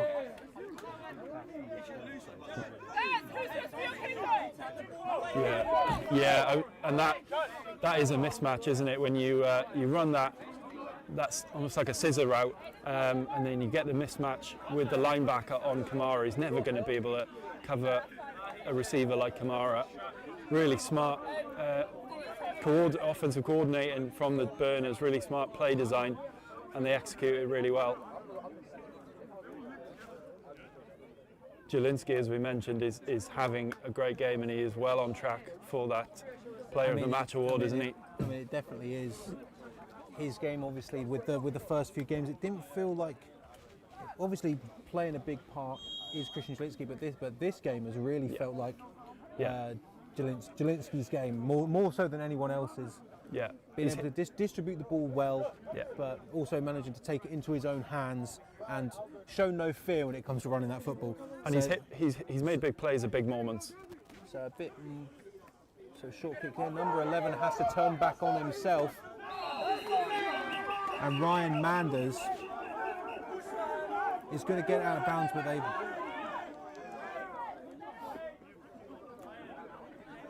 Players just waiting for something here. I don't think there's a flag on the field, but... Kieran, is there a flag? So it doesn't look like we've got a flag. But, yeah, coaches directing players just to wait a second. They thought there might be something. Oh, sorry. So a flag right at the back. White hat, white hat. White hat, Kieran, white hat. There he is. So Can you see what happened there? It looks like it may be a re-kick. Is it maybe no defence on here. It looks like, sorry.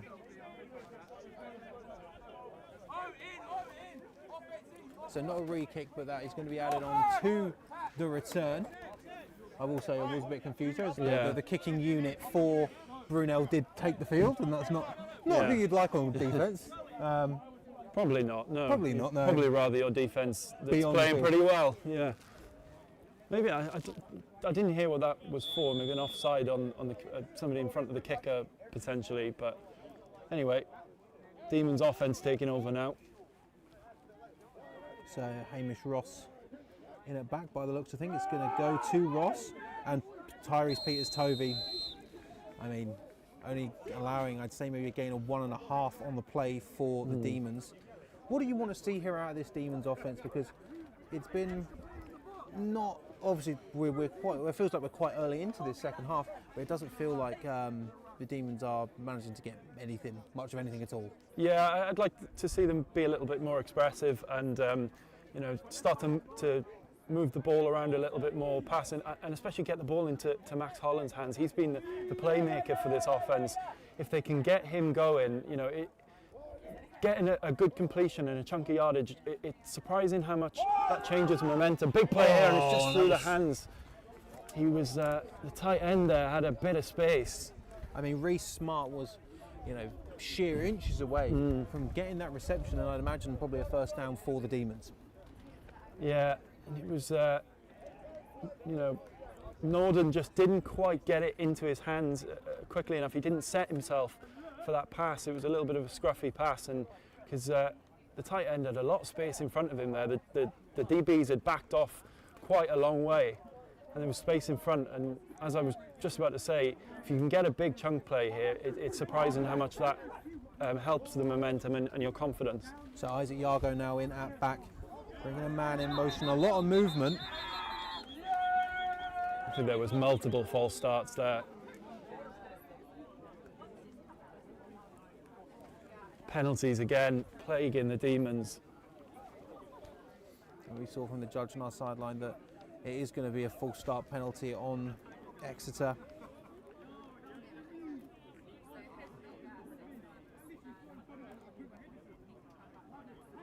I mean, discipline may be the word of the day when it comes to tape study of this game for the Exeter Demons. Yeah, 100%. And as we said earlier, there's been a lot of positives, but they've been negated almost by mistakes and ill discipline. And it's first game. Obviously, there's a lot of moving parts that need to get sorted and need to get adjusted, and this can happen. But tough opponent as well. Obviously, Brunel coming in riding high. So obviously Brunel next week will have their first away fixture of the 25-26 campaign against the SGS Pride. Yeah, huge game that, isn't it? And that'll be, on paper anyway, their toughest test. I mean, everyone's looking forward to that game, I believe. as it stands right now, SGS are currently winning their game against the Cardiff Cobras. You know, we've already had people say that when it comes down to Cardiff versus Exeter, that could be a game that is realistically very exciting to watch. Yeah, definitely. And you know, when it comes to Prem South, we're in a position where I don't think many people thought they'd be in here, which is, you know, number one, Brunel at the top, but the Portsmouth Destroyers all the way at the bottom. Yeah, another really well-run program historically, the Portsmouth Destroyers, and you know the first 2 games haven't been great for them. Here's Norden, and it's picked off. Oh my lord! Oh my lord! And it's number 9, I think. But yeah, number 9, Awaski Banahan, with a big pick. Former running back as well. So as soon as he got ball in hand, I'm sure he was looking for the end zone. I mean, look at that. I mean, that ball has just made number 9's dreams come true. Banahan is recorded. I mean, let's be honest.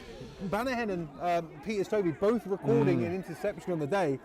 I mean, D-line coach for Brunel is going to be absolutely thrilled. I'm sure that wasn't one that he had on his bingo card at the start of the day anyway, his defensive lineman getting an interception, but you absolutely take it. But for Exeter, that is a killer, and the defence has to trot back out again and try and stop this Burners offence, short field position, and you know, if they score again, it's turning into a long day for this Demons defence. So first down, fakes the handoff, fires one, and there we go, and that is going to be caught. Flags fly, but who is that? Is that Carpenter again? It looks like it is. To see what the flag is, play looked like it was blown dead, so it might be coming back. Holding. So number 62 of the Burners there, negating that touchdown for Carpenter. Yes, Javid, who I believe had a holding call on him in the first half as well. So let's have another look at the interception. Norden's second of the day. Just comes straight to him through the middle. I mean, he was looking for Isaac Yago, but just getting in front of him, getting that ball, it's now going to be a 1st and 20 here for Brunel. They've been airing it out. I'm sure they love to just keep it going. That was too easy, wasn't it? That play that just came back from a defensive point of view. So here we go. He's going to fake the handoff again. Zielinski's looking for the back right corner. And he's picked off. And he's picked off. Ollie Murden has got the ball. He's running very, very horizontally. They've managed to swap interceptions here. And I mean, if you're Exeter, you've got to be happy with that. I mean, that is probably the hardest way to gain some yardage. Yeah, but they've got it. You have to come to expect that when, I mean, how much the Brunel Burners have been airing this ball out. That's a huge play for Exeter as well. Obviously, that penalty that comes back stops that touchdown, and then they flip the momentum completely, and a big return from Murden. Good turn of pace from him when he got the ball, gets to the sideline down to about the 40-yard line. That is a big momentum shifter, hopefully, for the Exeter Demons. So was it number 62 of the Burners who drew that penalty? Yes, yeah. I mean, yeah, big penalty. Not going to be happy with himself here, I'm sure. No. We see that their coach, one of his coaches, consoling him there as a touchdown is off the board for the Burners, and it's a 1st down for the Demons. Bringing the man in motion, tosses it to the right-hand side there.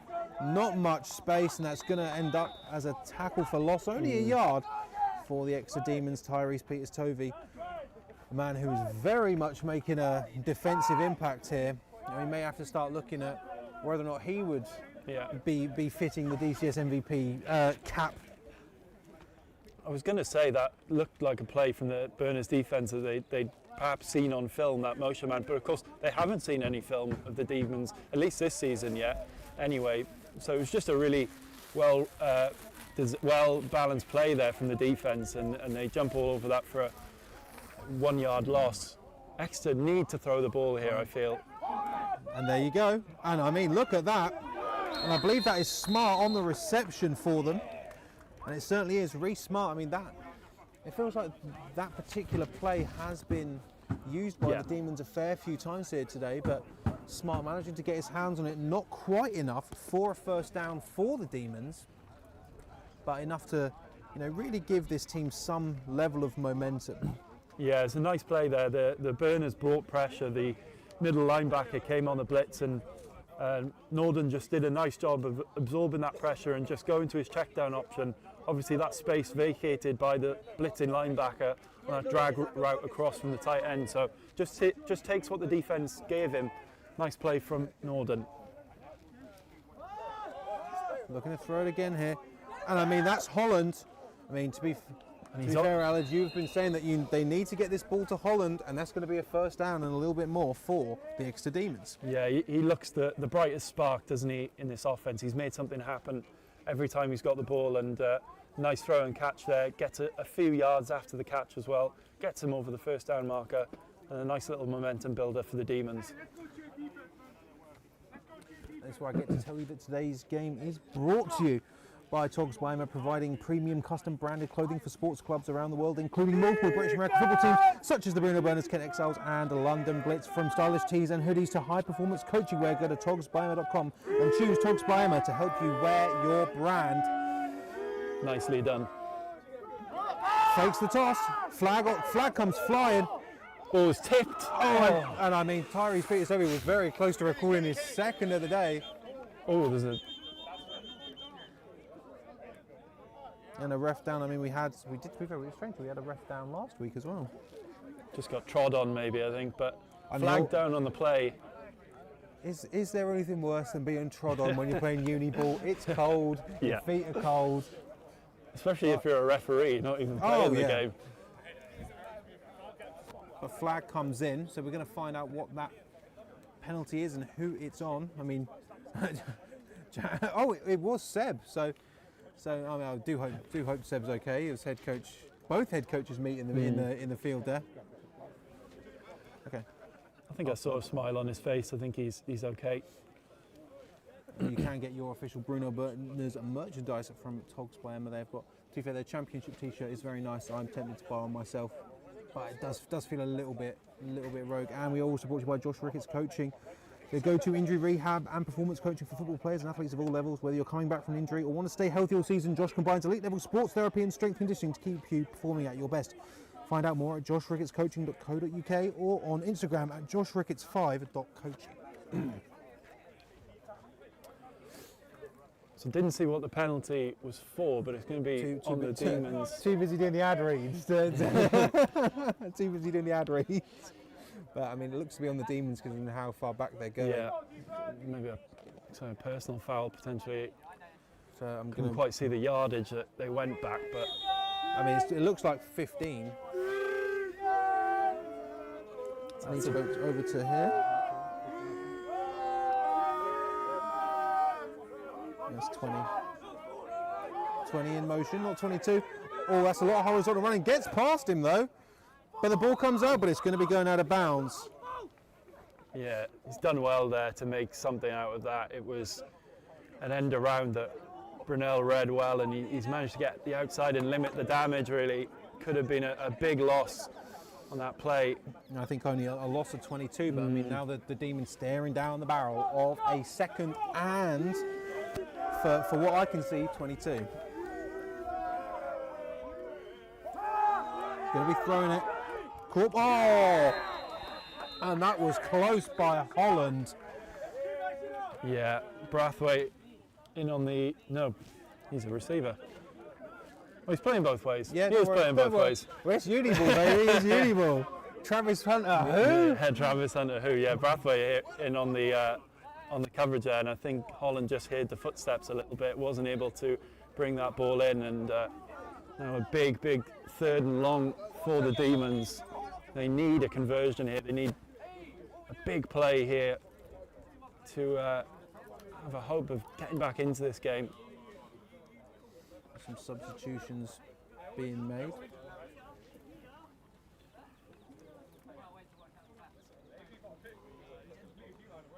Refs having a chat. I mean, it's going end of the quarter. So it's going to be end of the quarter here.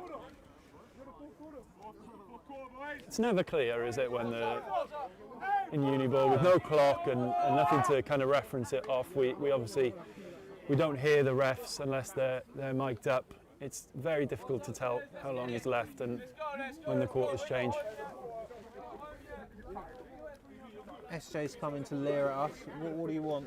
What do you want? Don't kick the table.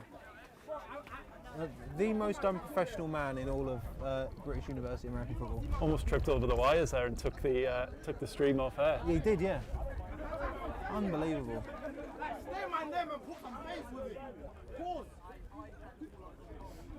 I mean, still going to be a 3rd and 22. It is 4th down. I mean, the big wall in front of us, but a coach opening up some Haribos. It's 4th quarter. These players they need them. They need them. So 3rd and 22 for the Demons in a game that was started very much with the Exeters on the heat. They're now facing a 3rd and 22. Looking for Holland, and Holland has got it. But I mean, had to go out of bounds there. But a great play from Holland. Yeah, you can see he's slightly disappointed there that he wasn't able to turn that one upfield and head towards the end zone. But nevertheless, a big play for Exeter on a big 3rd down. But I mean, a great play as well there by Norden to be able to get out. To be fair, we've not seen much of that level of passing attack from Exeter and Tom Norden. But I mean, absolutely fantastic to get that into the hands of Holland. But not enough for a 1st down. I mean, that's an impressive play like that, and you're still not able to make a 1st down. That's when it gets not disheartening, but timeout called here. And that's where the penalties especially have killed the Demons, right? You know, in normal circumstances, you get a play like that when you're 3rd and 10, and that's a 1st down conversion. But because of the penalties and everything, the little mistakes they've made, that's a longer 3rd down completion, and they have to go for it now on 4th down. Look at that. I mean, Holland would have just loved it there if he could have just had a little bit more space there, shift his momentum inside and get this 1st down here. But instead, it's the Burners are going to be switched on here because the momentum on a play like that is going to be definitely tailored towards the Demons. So if Burners are going to be well aware they need to stop it. I feel like it's not like some of the games that we've done here where the Burners start to sort of not lose focus because of the scoreline being so high. They know that they need to stay locked in here because, I mean, it's not been as clean of a production today for Brunel. No, it hasn't been straightforward. But, you know, Exeter have, as we've said, Exeter have kind of shot themselves in the foot a little bit, and Brunel have been able to gain the momentum of the game and grow into the game. But it certainly hasn't gone all their way, and still some defending to do here. So under centre, Yago is back. It's going to be a toss out to Isaac Yago, and he has got some space there, and it is going to be enough for a 1st down for Exeter. They're going to be within scoring range. Yeah, really nice run there for the Demons, and a nice tackle as well. 55 Aidan Coles in on the tackle again. I thought he might have got an arm in there on the ball and might have been able to jar that loose, but yeah, really positive play for the Demons. They pick up the 1st down, and they need to score here if they're going to have any hope at all. It's one of their best chances. It looks as though that they have got about a 4-yard buffer between them and the end zone. So it's going to be going to Yago again. I'd say, oh no, it's not going to be Yago. That is going to be Jacob Sanders, who's going to have a decent amount of yardage there, especially on 1st down. It's going to look to me to be 4 on the play, so they'll be staring down the barrel of a 2nd and 6. Yeah, a nice little hole opened up there for Sanders, and he runs hard north-south. Good tackle in the secondary, but yeah, nice game for the Demons, and better blocking up front that time as well.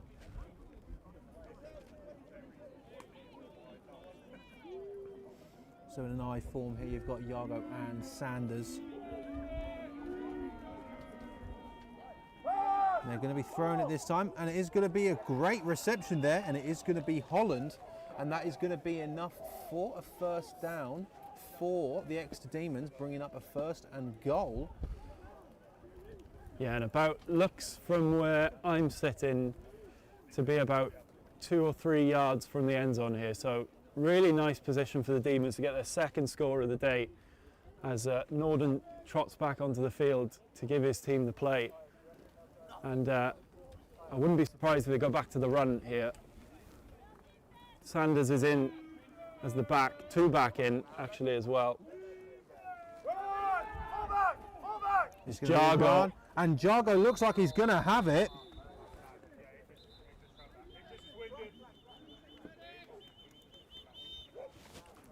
Doesn't look, there's no touchdown signal from the refs anyway, so it looks like Jargo is short. Can I have a... So is it a touchdown? It looks like a touchdown. I haven't seen a signal. I mean, we can see the Exeter Demons coaches on this side. Yes, it has been signalled. Yeah, so there we go. So there was a signal there from the side judge. Let's have a look at our white hat ref. Offside on the defence. Penalty declined.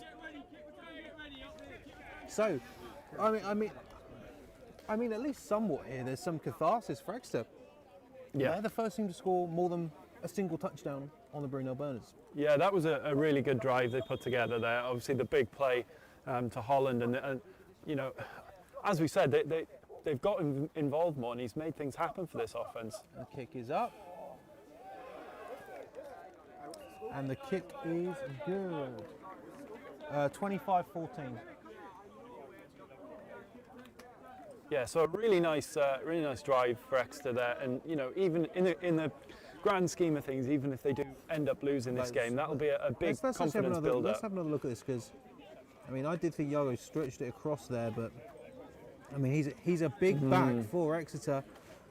Yeah, he's on top. Yeah, breaks 2 tackles. Obviously, they were just calling the offside there. There was no hesitation about whether or not it was a touchdown. They just wanted to get all the flags out of the way. So we're in the fourth quarter here. Brunel lead by 11. Not out of the realm of the possibility that the Exeter Demons could do something, and I'd argue at this point, shock the British University American football world, but they're going to take something here. But Brunel need to stay locked in. As I've said earlier on this broadcast, sometimes they do struggle with staying focused, but within those games normally they're up by a fair few margins here, not just up by 11. It's going to be an interesting conversation that we will have on the Depth Chart Sports Instagram with Coach James Kelvin. Yeah, I think, and if you're from his point of view now, it's mistake-free football, right? It's, you don't want your quarterback to force the ball. And a short one. It's going to be getting out Tyrese Peters-Toby doing the smart thing there. Yeah, absolutely. I mean, to be fair, he's already got his sort of miracle play on the day here with an interception. Just take that ball, sit down. You're in good field position. Yeah, absolutely right thing to do. As I was saying there, mistake-free football now from Brunel. Jelinski does not need to force the ball down the field to turn the ball over. If you're a running back and you're carrying the ball, 2 hands on the football into contact, no fumbles, no mistakes, don't jump, no false starts, don't give the Demons anything, and just see this game out and grind the Demons down. So both Pinto and DM3 split back aside. Jelinski, Exeter, I mean, looks like they're going to be bringing some pressure here. Daniels moving across the line. And it's going to go to Pinto. DM3 out to block. DM3 tried to absolutely destroy him, man. Pinto's got space. Pinto's got so much space. Can he do it? Oh, we're going to have to wait on the referee signal there. I think he may be out at the 1. I think he's short, yeah, but what a play for the Brunel Burners just to wrestle that momentum back. I just want to look at this. Look at DM3 here. And look at the play design as well. They motion that man across, completely empty out that side of the field to give him that space. It's great play design and it's great coaching. They've seen that when they motion the guy across, that the DB will travel with him, and it's just opening out that space, and Pinto makes them pay. And let's see just if we can gather just where Pinto got knocked out of bounds. Going to be at the 1 or 2, but Harry Newman being a name called very, very regularly here. Pro Exeter, they're going to try and push it straight up the middle. Exeter just about got 11 men on the field. And that is going to be now a rushing touchdown for Christian Jelinski. Once again, Christian Jelinski mass celebrating a rush of maybe 1 or 2 yards. You love to see it. As he cemented that player of the game cap for you now, Tebs, with that rushing touchdown as well. I think there's still some more. I don't want to give it to him yet. I don't want to give it to him yet. Yeah, that's a huge play. I mean, Exeter go down and score. We talked about mistake-free football, and then within 2 plays, Brunel have scored again and have extended that lead. And yeah, I mean, when they've been so heavily pressuring on the offense, it's a scruffy kick. So they're not going to have it, and it's going to be returned by Exeter. Not for a whole lot, but when you've been airing out the ball so much, I mean, let's be honest, you can't forget about Davide Pinto, you can't forget about DM3, but I mean, again, what a day for the QB of the Brunel Burners. I mean, the man who really got them to, or definitely helped them get to this Premiership level. Yeah, and as we've said, he's led this offense really well today, produced big plays in big moments for this team when they've needed it most. And as we see this play again, they just empty out, and that's the field side as well. They completely empty out that side. Exeter bring pressure, and there's no one on the outside to really contain that run. I love this from DM3 here. There's a man in his sights. To be fair, he did get round him enough, but the momentum stopped enough there for Rory Maruna. There was a chance for him, but Pinto is not. You don't want to meet that man in a foot race. Yeah, and it was kind of a smart play by Maruna there, not to engage contact with him, because you're probably going to lose that battle 9 times out of 10, and tries to get round him. But you can see there, DM3 right up with Davide Pinto right up until the end. Yeah, absolutely. And we talked about the opening, right? It's this 1-2 punch. It's not only how both of them can run the ball, but they can lead block for each other, and they can complement each other. And you know, that's a huge asset for this Burners team going ahead in this season, especially next week against SGS. So Carpenter boots it away, goes to Holland. Oh, the handoff is bobbled. Manages to keep a hand on it. I tell you what, I think it's more impressive that he actually managed to keep a hand on it, because that was almost an absolute disaster. Yeah, again though, if I'm Holland there and that call gets called in by the special teams coordinator, I'm saying, sorry coach, I'm keeping the ball if it's kicked to me. And they get away with one there. It's I mean, good pitch from Holland, just goes through the hands. Just kills any momentum that he gained. Does well to spin out of the first one, but the defender does enough just to trip him up, and then his teammates can rally around. And I mean, Vaughan and Draka just absolutely engulfed by yellow jerseys, and you can see there are hands going in to try and strip that ball away. It's going to be a first down for the Demons. Norden's going to roll out. There is some space there. I mean, Smart definitely had the right idea. Yeah. He saw that Norden was coming his way, created some space, but Norden just was not able to complete the connection. Yeah, just needed a little bit more height on that throw, I think. I think he needs to go over the top. It was Adam Rice there in coverage. I think he just needs to go over the top of Rice there rather than trying to thread that ball through the middle. We'll see the replay coming up.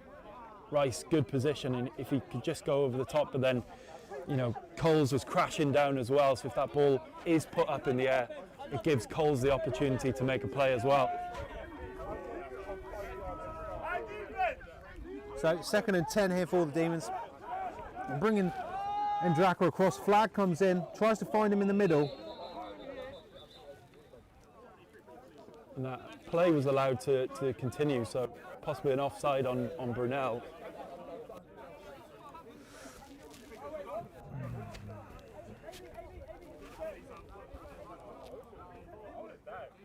So let's see if we can spot it before it's called in. I don't see any movement on the No. line, so Yeah, just must be on the motion whether the receiver's not set. yeah, he's definitely not set. Yeah, that's going to be on the Demons. Again, it has been the tale of the day for the Exeter Demons that the yellow flags have been flying. Almost as many yellow flags as we've had yellow jerseys on the field. Sorry, that's a terrible joke, but Penalty is going to be declined. yeah, it's something that Exeter are really going to have to work on going into their next game, is their discipline. It's been poor today, and it's really hampered them on both sides of the ball. I think this game could be a lot closer than it is if Exeter had been more disciplined. So 3rd and 10 for the Exeter Demons. We've seen some great plays for them. Norden throws it, there is some space, and then Dracker has got it, and it's going to be a first down for the Exeter Demons. Yeah, really nice play again. Similar play to the one that we've seen Brunel run successfully with Kamara, and that ball was always going to go to Dracker there. There was only one receiver as he comes in motion, and it's just that nice wheel route, check down option inside as well, and he gets the ball over to him. Really nice gain.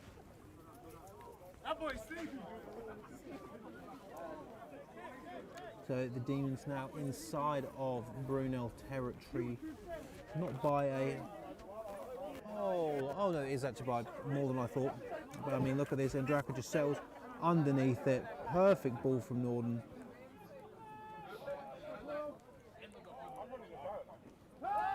So Norden once again looking to fire it out here. Looks like it was going for Holland. Yeah, Holland I think just got caught up in the second part of his route there between Rice and the DB, and just threw off the timing of his route.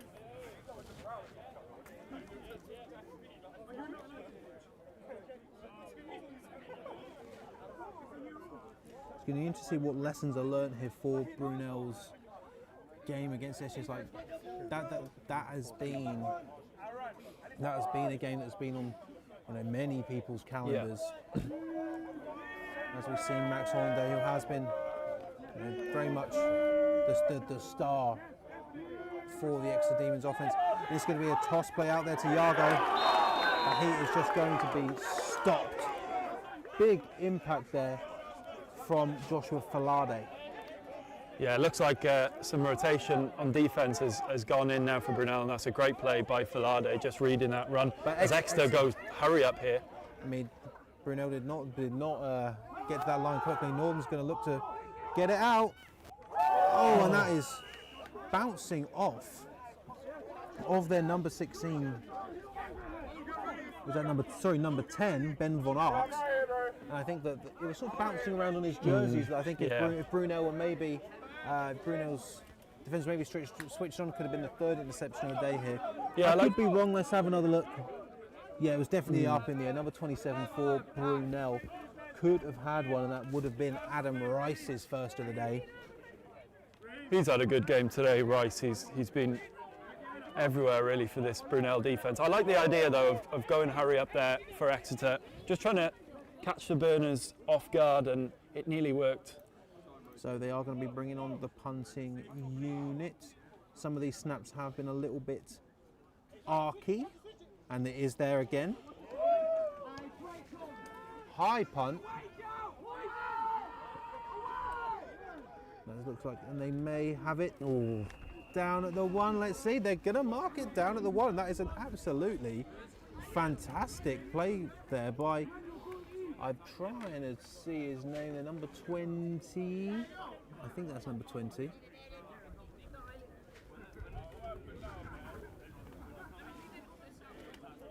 Yeah, really nice play. Never easy to time that to perfection to get it down at the 1 yard line. And was that number 20? I think it was, yeah. I think it was. The hair was blocking the number. Was there. But I mean, Thaver Kumar putting the Burners in a very, very difficult position there, as they're starting on their own one. So they have got some scores. It looks as though the SGS Pride do manage to defeat the Cardiff Cobras a bit tighter than maybe some people thought. SGS walk away with the victory 14-6. Or I don't think, sorry, I'm not entirely sure if that's the end score or if that is the... and it looks like a safety. The ball's come out as well. I think the man was down. Let's have a look though. So the referees are all going to be coming in here to have a gander. I believe this should be a safety. I believe the ball did come out and I think it was recovered by Exeter, but I think the knee was down first. But the Exeter players are signalling touchdown. I mean, let's keep... hold on, we're going to wait for the white hat ref here. We've got a lot of celebration on the Exeter sideline. So here we go.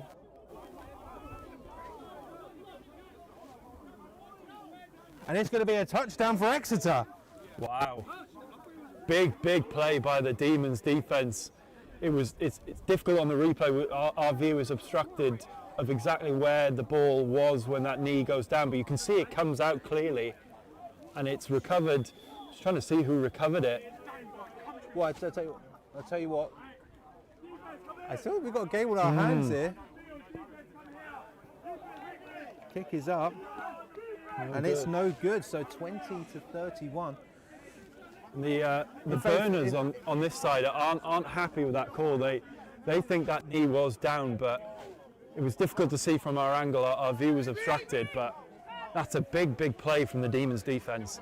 So let me just say, inside Britball giving me some scores. Do tell me if they're full time or not.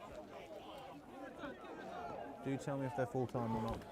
Try and see it again. So I've got Warwick beating Northumbria 24-7. Zoomed in here. Where is the ball?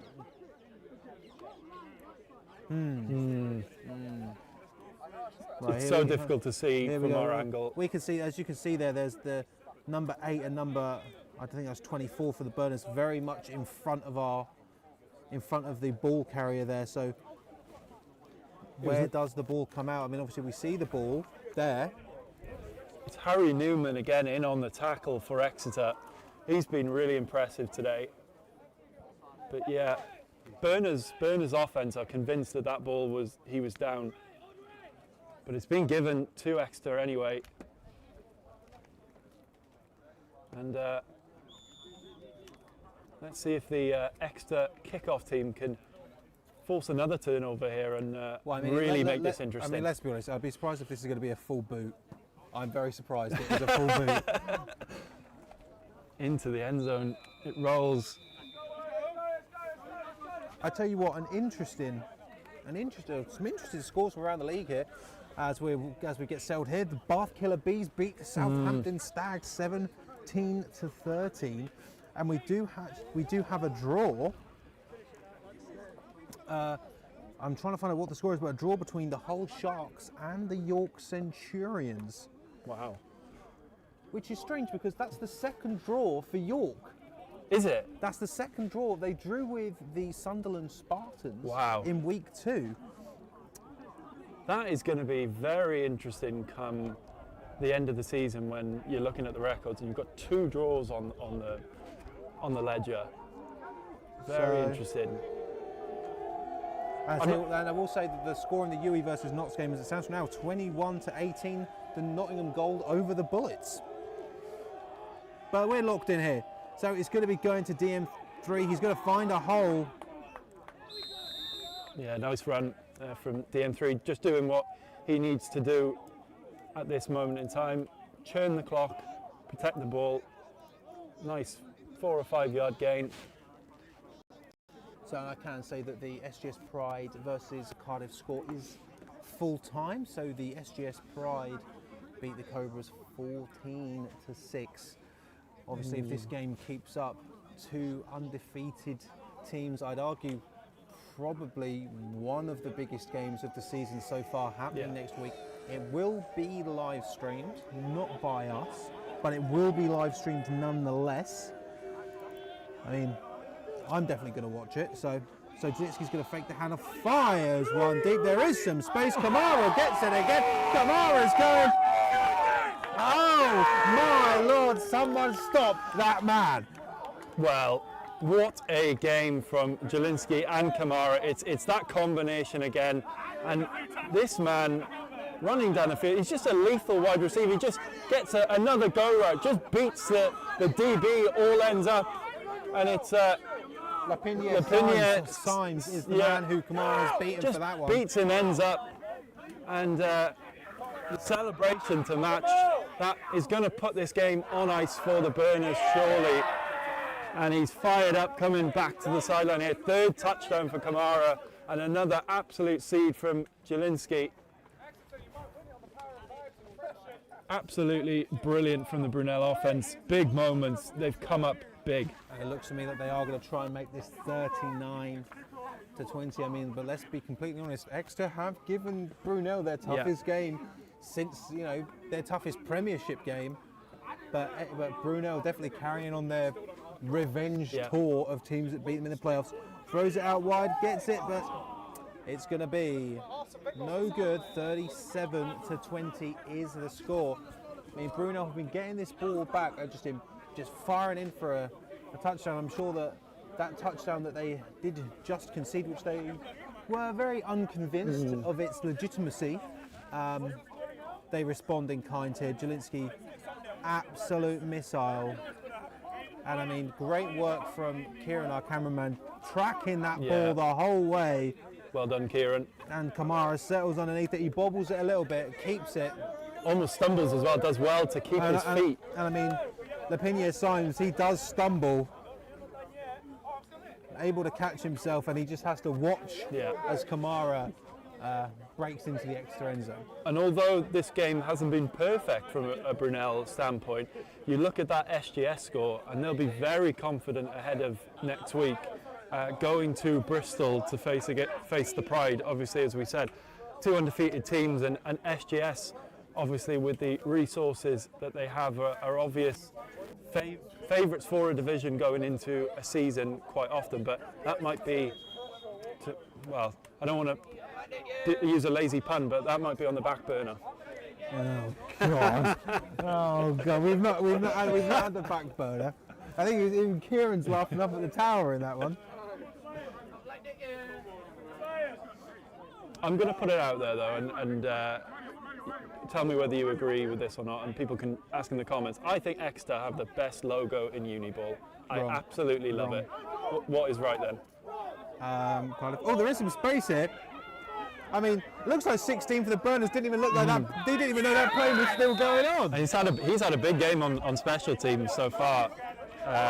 Number 16, that is Tobias Mills. He's made a couple of tackles on special teams, but not that time. I mean, and Draka there has been great on special teams again. You know, if we have to sort of nitpick Brunel here, their special teams has not. Oh, sorry. Their kickoff unit has. I mean, probably the weakest part of the Brunel Burners game here. And you can bet that the SGS coaching staff, when they're preparing this week, that will be something that they will be targeting. They'll see that on film. Do you think so, Herod? Do you think you'll be using that? Do you think? Probably. Potentially. If we could cut to it, I'd be looking directly into the camera. Exeter versus Cardiff, Saturday 22nd. Ooh, good run here. Still up, balls out. He manages to jump on it in the end. And Jacob Sanders, who hasn't had the full range of snaps out running back, but has been impressive for Exeter. Yeah, he has, and that up until the fumble, it was a really impressive run. Makes that first man miss, second contact. That's Coles. He bounces off him as well. Strong tackler is Coles. Number 55 of Brunel, just sort of pushing him there. Not too much bringing to the ground. Ball does come out. Yeah, hit came in from Brathwaite. He's putting himself about on both sides of the ball. So only 4 yards to go here. Saunders has got it, but he's going to be met and pushed back. And this time it is Aidan Coles, the former University of Toronto man, making a big tackle. So it's going to be 3rd and 5 here. for the Exeter Demons. Looks like they're going quite quickly here. Yeah, I don't mind this, especially if they're going to go back to the run. And flags come in here. Is it going to be a case of them shooting themselves in the foot again? False start. Yeah, another flag on the Exeter offence. Really not helping them, and now it'll be 3rd and long. You had a position of momentum. Be so frustrating for the coaching staff. Go on then. Whilst we've got a break here, what is the best logo in Uniball? I'm trying to think of it. I mean, I personally do like the Cobra. Despite the fact I never played for them. Because unfortunately, both the Lincoln Colonials and the Gloucester Gladiators logos, yeah, they're okay, I suppose, but they're not like really good. Why do you like the Exeter Demons logo so much? I like it because it looks great on. I like logos that look great on a helmet. I think it looks great on a helmet. I think it's simple. It's well designed. It looks professional. Gets it out there. A convergence of yellow jerseys. Ball comes out and it's going to be recovered by Brunel. Wow, another mistake from the Demons offence. It's going to be recovered. We have got a flag on the play, so don't write this into your history books quite yet, but given that the defence for the Burners is coming off, I imagine it is. And the ball is roll over to our table somehow.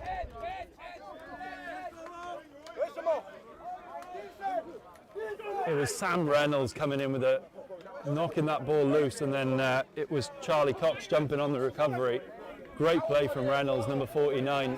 I mean, let's have a look at this peanut punch coming in here. He sees it. Beautiful. Boom.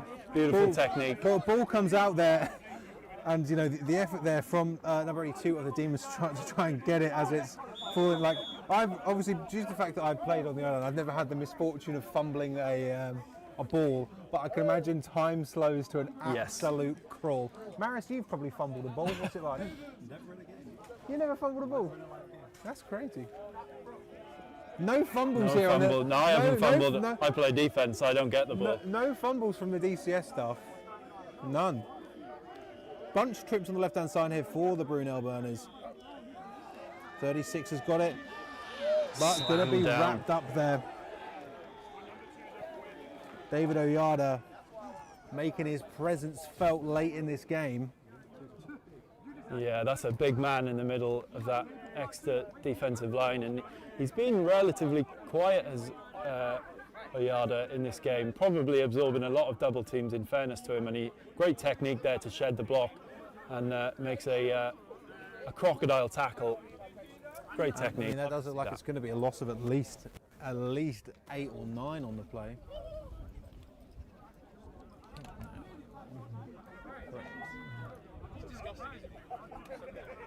I've missed it. 3. No, it's going to 3. Christian. Jelinski's back, and and the ball is dropped. Sorry, I'm having conversations while I'm commentating. The ball dropped there by Patrick Azunu. He'll want that one back. He had space in front of him as well to work in. Pressure came from the Demons defence. I really thought that sack could have amounted, that tackle for loss would have amounted for more yardage, if I'm honest. And he's just can't bring that one in. It was look at the Exeter player 33. We don't have a number for 33. We don't have a player for them. So a Joe Bloggs for Exeter. Ian Exeter. Ian Exeter, number 33. Player 1. Absolute player 1. So 3rd and 14 here for Brunel. Have we had the 2-minute warning? No, not yet. Okay. 4 minutes remaining. Okay. Man in motion. Flag on the play. They're letting this play go. Jelinski's brought to the ground. Big tackle for loss. And that's probably going to be on that motion, so I'd imagine Exeter are going to decline this and take the sack. You can see that Christian Jelinski's very, very unhappy with how this has turned out.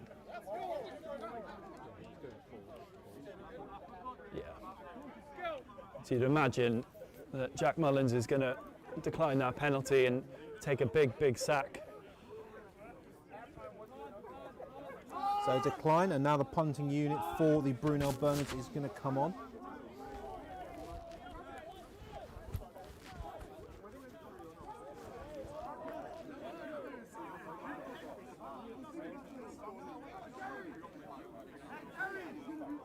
What's that, 24? Let's give it a 24.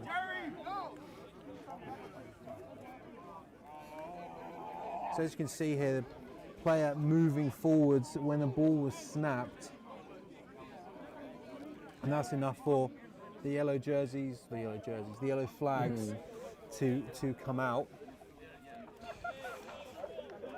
Yeah, just checking who that Emmanuel Tillahun, GB under-19s rookie. There we go. Kick is Oxford away. Saints. Good break. Less good there. Sort of getting tangled up there with Davide Pinto. Yeah, it's a decent return. He had a man bearing down on him, managed to make him miss and get a decent chunk of yards. Oh, as Excuse me. So Inside Football has interjected with who they think is the best logo, and it's going to be the team making their BUCS debut today. That is the Salford Storm. That is a good one, to be fair, and one I've not considered. I'm going to say this now, because we're on topic of stuff like this. The Kiel Crusaders black kit with the red and yellow accents is one of the best kits in the league. Is it, and their logo is the KC. No, not the integer. logo. Yeah, not the logo. I know, but yes, yeah, it is. Yeah. Kiel, sorry, almost slips over, but I mean, just absolutely dragged down to the depths by number 95 of the Brunel Burners. Only for a gain of 3. Yeah, decent outside pitch in there.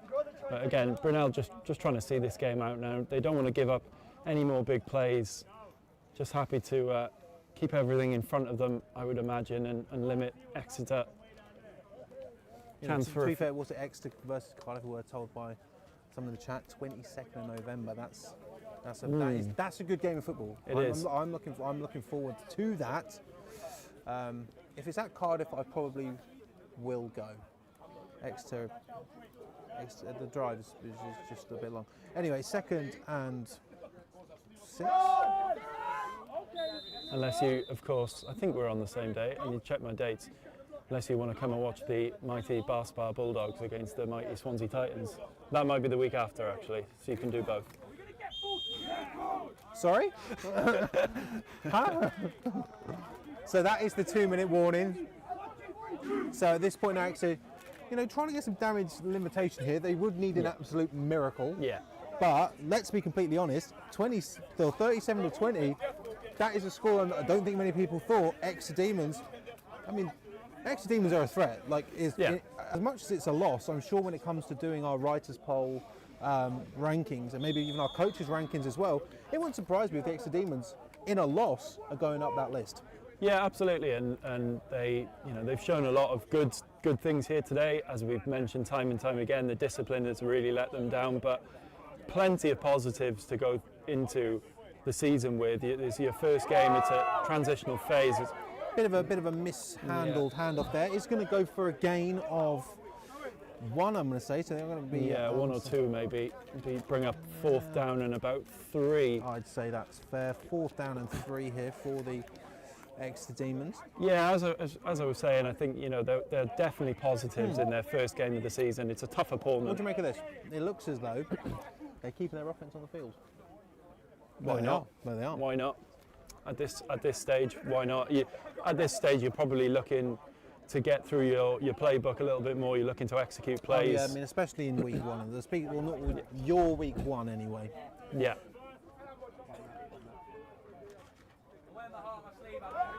It's going to be a pass. He's being pursued. Is Norton just going to throw it to some of his compatriots on the sideline? But there is. Guess what? Alex, you're never going to believe this, mate. There's a flag on the play. There is a flag on the play. The officials are going to have a bad back from bending down to pick up these flags the way it's going. Yeah. It's cold as well. Yeah, it's just been crazy. If I'm a referee, I'm wearing one of those heated back pads because there's been a lot of picking up flags today. Great underhand there. underhand throw from the flag. You know, Is that the stage we've got to? holding on the Demons, that penalty is going to be declined. Turnover on downs. And is that the game? Is that it? No. Don't think so quite yet. Not yet, no. So Brunel are going to be taking the field once again.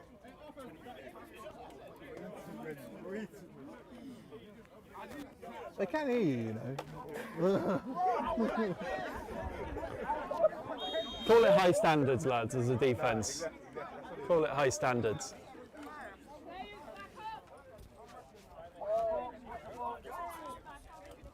Yeah.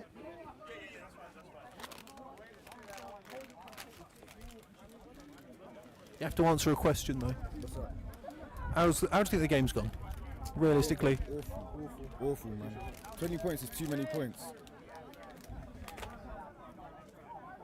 What's it? DBs ain't been up to par this week. What else? More stoppages. Hey, Joe, that's a bad man, boy. Bad man. Who else? Your quarterback? Word on his performance? Hey. Come on, guys. Why you calling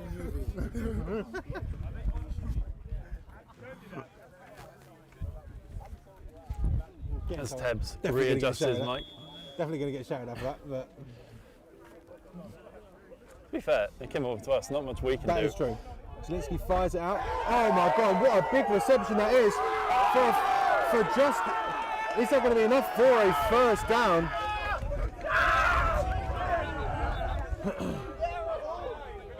Bala Submarinian there. He had a big tackle earlier in this game, but he's going to have, I mean, a great run there. Zielinski sees him. Great breakaway there from number 57 of Exeter. Not going to be enough for a first down. In fairness as well, that's a good tackle from Toby George, because that is a big man to bring down. And yeah, but a big gain there from Bala Submarinian gets Brunel into good territory again. Second and 1 here. I mean, no one's taking these timeouts. So, you know, clock is ticking. Again, I think for both the Demons and the Burners, you know, definitely time to sort of just put some plays on film. Yeah. I think it's the time now for them. So Zielinski's going to, the ball is out. Sack, the ball is out. I think his knee is going to be down. I don't know about that. I think, well.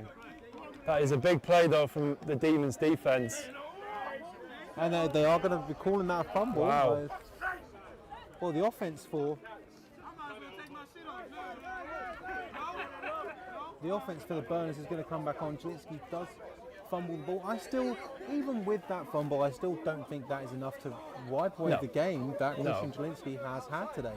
Absolutely not. That, you know, when you go down and you get sacked, you're trying to make a play as a quarterback. You've got the ball in one hand. You know, it's tough to keep hold of that ball, especially in wet, muddy conditions like we have today. So, yeah, no blame attached to Zielinski there. But I'd be interested to see that replay. Maybe we will in the break, just to see how close that was to his knee being down. But the Exeter offense coming back out here. Fresh set of downs here. Going to be a handoff from number 22 of them, Archie Rigby. He's going to have a gain of about 4 on the play. Again, no one taking a timeout here. We're just going to be waiting, unless we are about to have a timeout, and I've just jinxed it. Looks like it. Why not? Why not? So here we are. This is if we're going to be able to look through this replay here. Oh my God, that ball flies out of the hands of Zielinski. Yes, it does. Was it David Oyada got it loose potentially and couldn't see who made the initial sack, but I think it was Oyada who got his hand in there potentially.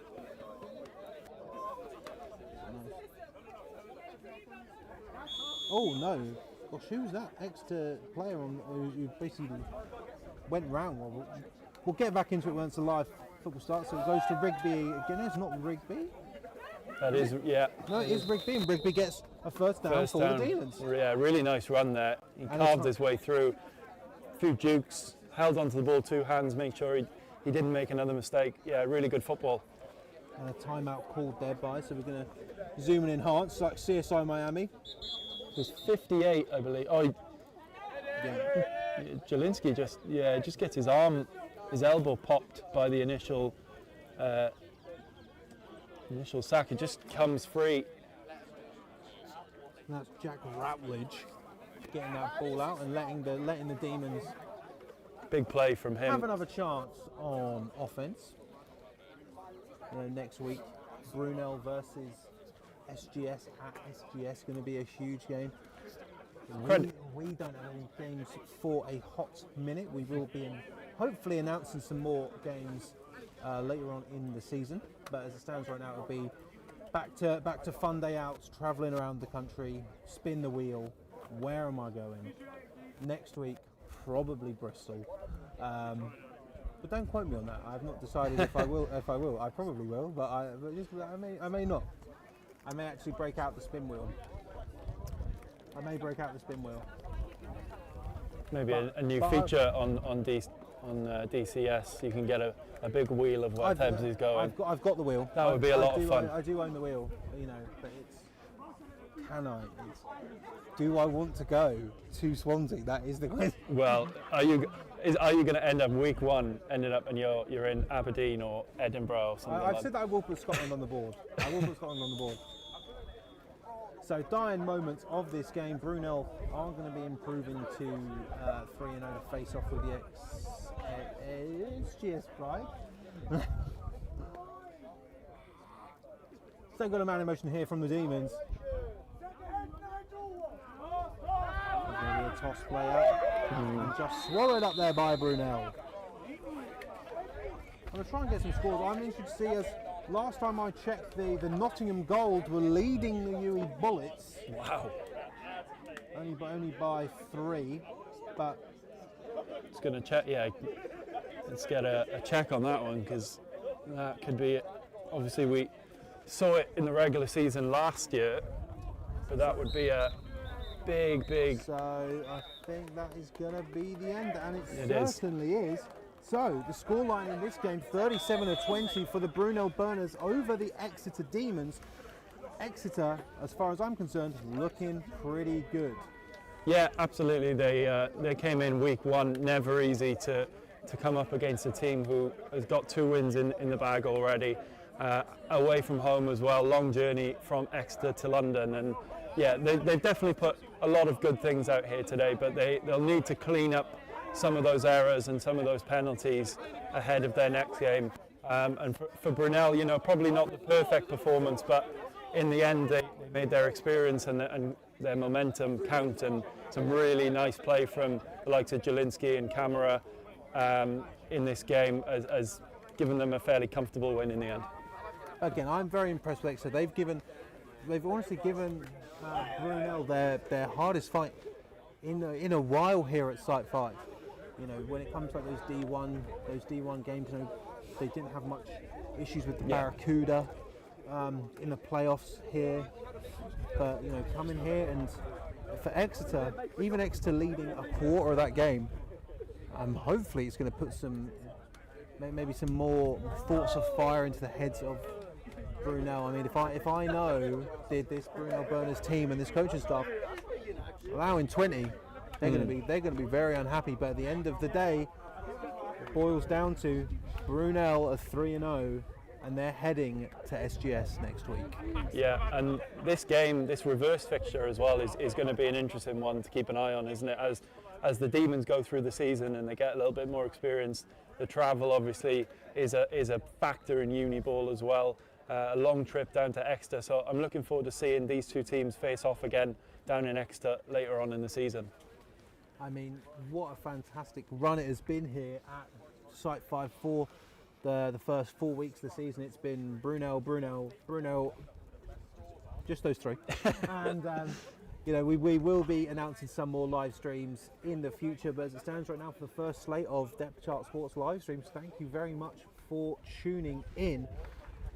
Also, do pay attention and come on through to our Instagram tomorrow. The Uniball show at 6 p.m. We'll be talking about all the games that have happened today. We'll be recapping them, and then our preview show on Friday at 6 p.m. No more Thursdays, only Fridays. And then from there, hopefully, we'll have some fun days out, and I'll see you around. From Alid. Yeah, thanks very much for having me, Tebs, today. Really enjoyed it. And from me, the scoreline here today. Hi, guys. The scoreline here today: Brunel 37, Exeter 20.